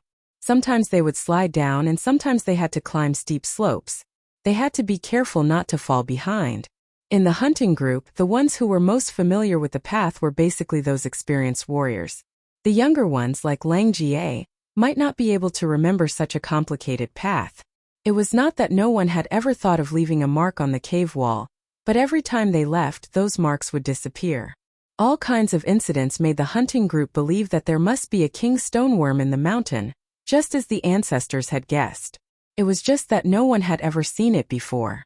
Therefore, later hunting groups stopped leaving marks on the cave wall and tried not to make too much noise when they passed through the cave. They were afraid of disturbing the giant creature in the mountain. In the tribe, stoneworms did look harmless, but the king stoneworm was different. Otherwise, how could it have the word king in the name? Just like the previous hunting team, Xiao Xian and Mao walked in the middle of the team so that they could better protect them. Xiao Xian used his special ability to observe other places in the cave.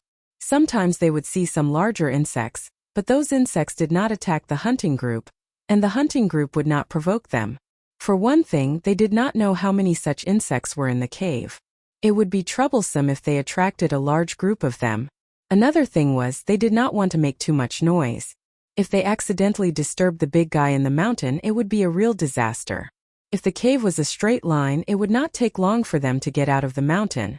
But the hunting group spent almost half a day in the mountain before they heard Mai say. Almost at the exit, they turned a corner and walked out. There were two entrances in front of them, one of which led to the exit. But at the moment, there were spiders blocking the entrances. They were a kind of eyeless spiders. Probably because they lived in the dark cave for a long time, their eyes gradually deteriorated. Their torsos were relatively small, but their legs were very long, and they could directly cover the entrance like a cover. Mai and two other warriors who were walking in the front were holding torches and spears to scare the spiders blocking the entrances. The spiders could feel the heat of the flames, and when the torches were swaying they would flinch. There were only two eyeless spiders on the path leading to the outside of the cave. Compared to them, there were more spiders on the other side. What's more, because of the swaying torches, the spiders on both sides of the path started to move. They waved their caliceri and opened their fangs at the people who were holding the torches, as if they were warning the people in the hunting group. Don't worry about them. Let's go. On the other side, Mai had already chased away the eyeless spiders that were blocking the tunnel entrance. He called for the team members behind him to hurry up and catch up. Based on his experience, eyeless spiders rarely stubbornly fought with humans. Their food was other insects in the cave, so as long as they were careful not to provoke them, they could still successfully avoid them by taking a step back. However, an accident happened at this moment. Xiao Xian, who was protected in the middle, suddenly felt a chill on the back of his neck. He became alert and looked around at the eyeless spiders waving their caliceri. No, it was not them. Xiao Xian raised his head and saw a black whip rolling down like lightning. Xiao Xian only had time to block it with his saber, but his whole body was wrapped tightly and pulled up. All this happened in a flash. Most of the warriors in the hunting group were busy guarding against the eyeless spiders. They did not expect that there was another one above their heads, but it did not seem to be an eyeless spider. Those who had noticed it were still a step too late and couldn't stop it. Xian! My Xian was dragged away. Why is there a hole above? It was not there last time. What was that? At this moment, the warriors did not have time to retreat. They blocked the approaching eyeless spiders and stabbed a few of them. However, Xiao Xian was dragged away from above, so it was difficult to climb up. Mai asked the others to deal with the approaching eyeless spiders, while he climbed up the cave wall. Not long after, Mai came back with a gloomy face. The creature that dragged Xiao Xian away was too fast. When Mai caught up with it, it was already gone, and he could not hear Xiao Xian's shouts. Moreover, not long after climbing up, there were forks that led up, down, or even straight up. After several attempts, Mai could only return without success. Inside the mountain, those creatures that had lived in the dark for many years knew much more about the cave than they did. Mai was still worried about the others in the hunting group, so he had to go back first. After all, he was the leader of this hunting group, and he had to be responsible for the other 30 warriors. Mai punched the cave wall angrily, and then went back to deal with the increasing number of eyeless spiders with the others. The situation was getting worse for them. The warriors in the hunting group had to rush out from the forks. They were not far from the cave, and the eyeless spiders would not chase them outside, because they did not like light. It was common for a hunting group to lose someone. This time it was Xiaoxian, and there would be others in the future. However, Lang Jie and the others were younger and less rational. They wanted to keep looking for him, but they were pulled away by the others. Some of the older warriors were already used to this kind of parting. Many warriors sighed in their hearts. Why was Xian so unlucky? It was his first hunting trip, and he encountered everything. Not long after, the warriors in the hunting group saw the light, and the eyeless spiders that were chasing them also stopped. On the other side, Xiaoxian was not feeling well after being dragged away. The thing that dragged him away was a kind of insect that lived in the cave. It was a little smaller than the eyeless spiders, but its strength and speed were not inferior to the eyeless spiders. The thing that caught Xiaoxian was the insect's long antennae. There was a hook-like sawtooth structure at the tip of the antennae. If Xiaoxian had not reacted fast enough and blocked the sawtooth with his stone knife, he would have been cut when he was caught. The sawtooth at the tip of the antennae made a clattering sound when it cut the stone knife. Xiaoxian struggled hard, but he only loosened a little bit, and still could not get rid of it. When he was about to turn a corner, Xiaoxian directly hit the stone wall at the corner, and almost threw up the food he had eaten in the morning. After he endured the pain and loosened his grip a little, Xiaoxian pulled out the toothed knife with the broken tip, and fiercely chopped at the antennae. Bang! The antennae that caught Xiaoxian was cut off, and the insect that lost one of its antennae also jumped around in pain. Xiaoxian, who was thrown off, rolled on the ground and fell into a passage on the side. The passage was downward, and Xiaoxian did not have time to stand still, and slid down the slope again. He did not know how long he had slid, and when he finally stood still, Xiaoxian felt dizzy. He had hit the wall several times and was dragged along the way, and now he was in pain all over. Gasping for breath, Xiaoxian still wanted to go back the way he came. The longer he stayed here, the more dangerous it would be. Just when he was about to climb up the steep slope, Xiaoxian heard a whistling sound from the passage behind him. It sounded like wind but with a rhythm. The reward list for March has been listed. Please check the book. Thank you for your support in the past month. The book will be published on May 1st. You're tuning in to the Li Mei's Wuxia Whispers YouTube channel. We're so grateful for your support, and don't forget to subscribe to join us on this incredible journey through captivating stories. Your generosity through donations truly makes a world of difference, as it's the primary source of revenue that allows me to expand and enhance this channel for you. Thank you from the bottom of my heart for being a part of this adventure.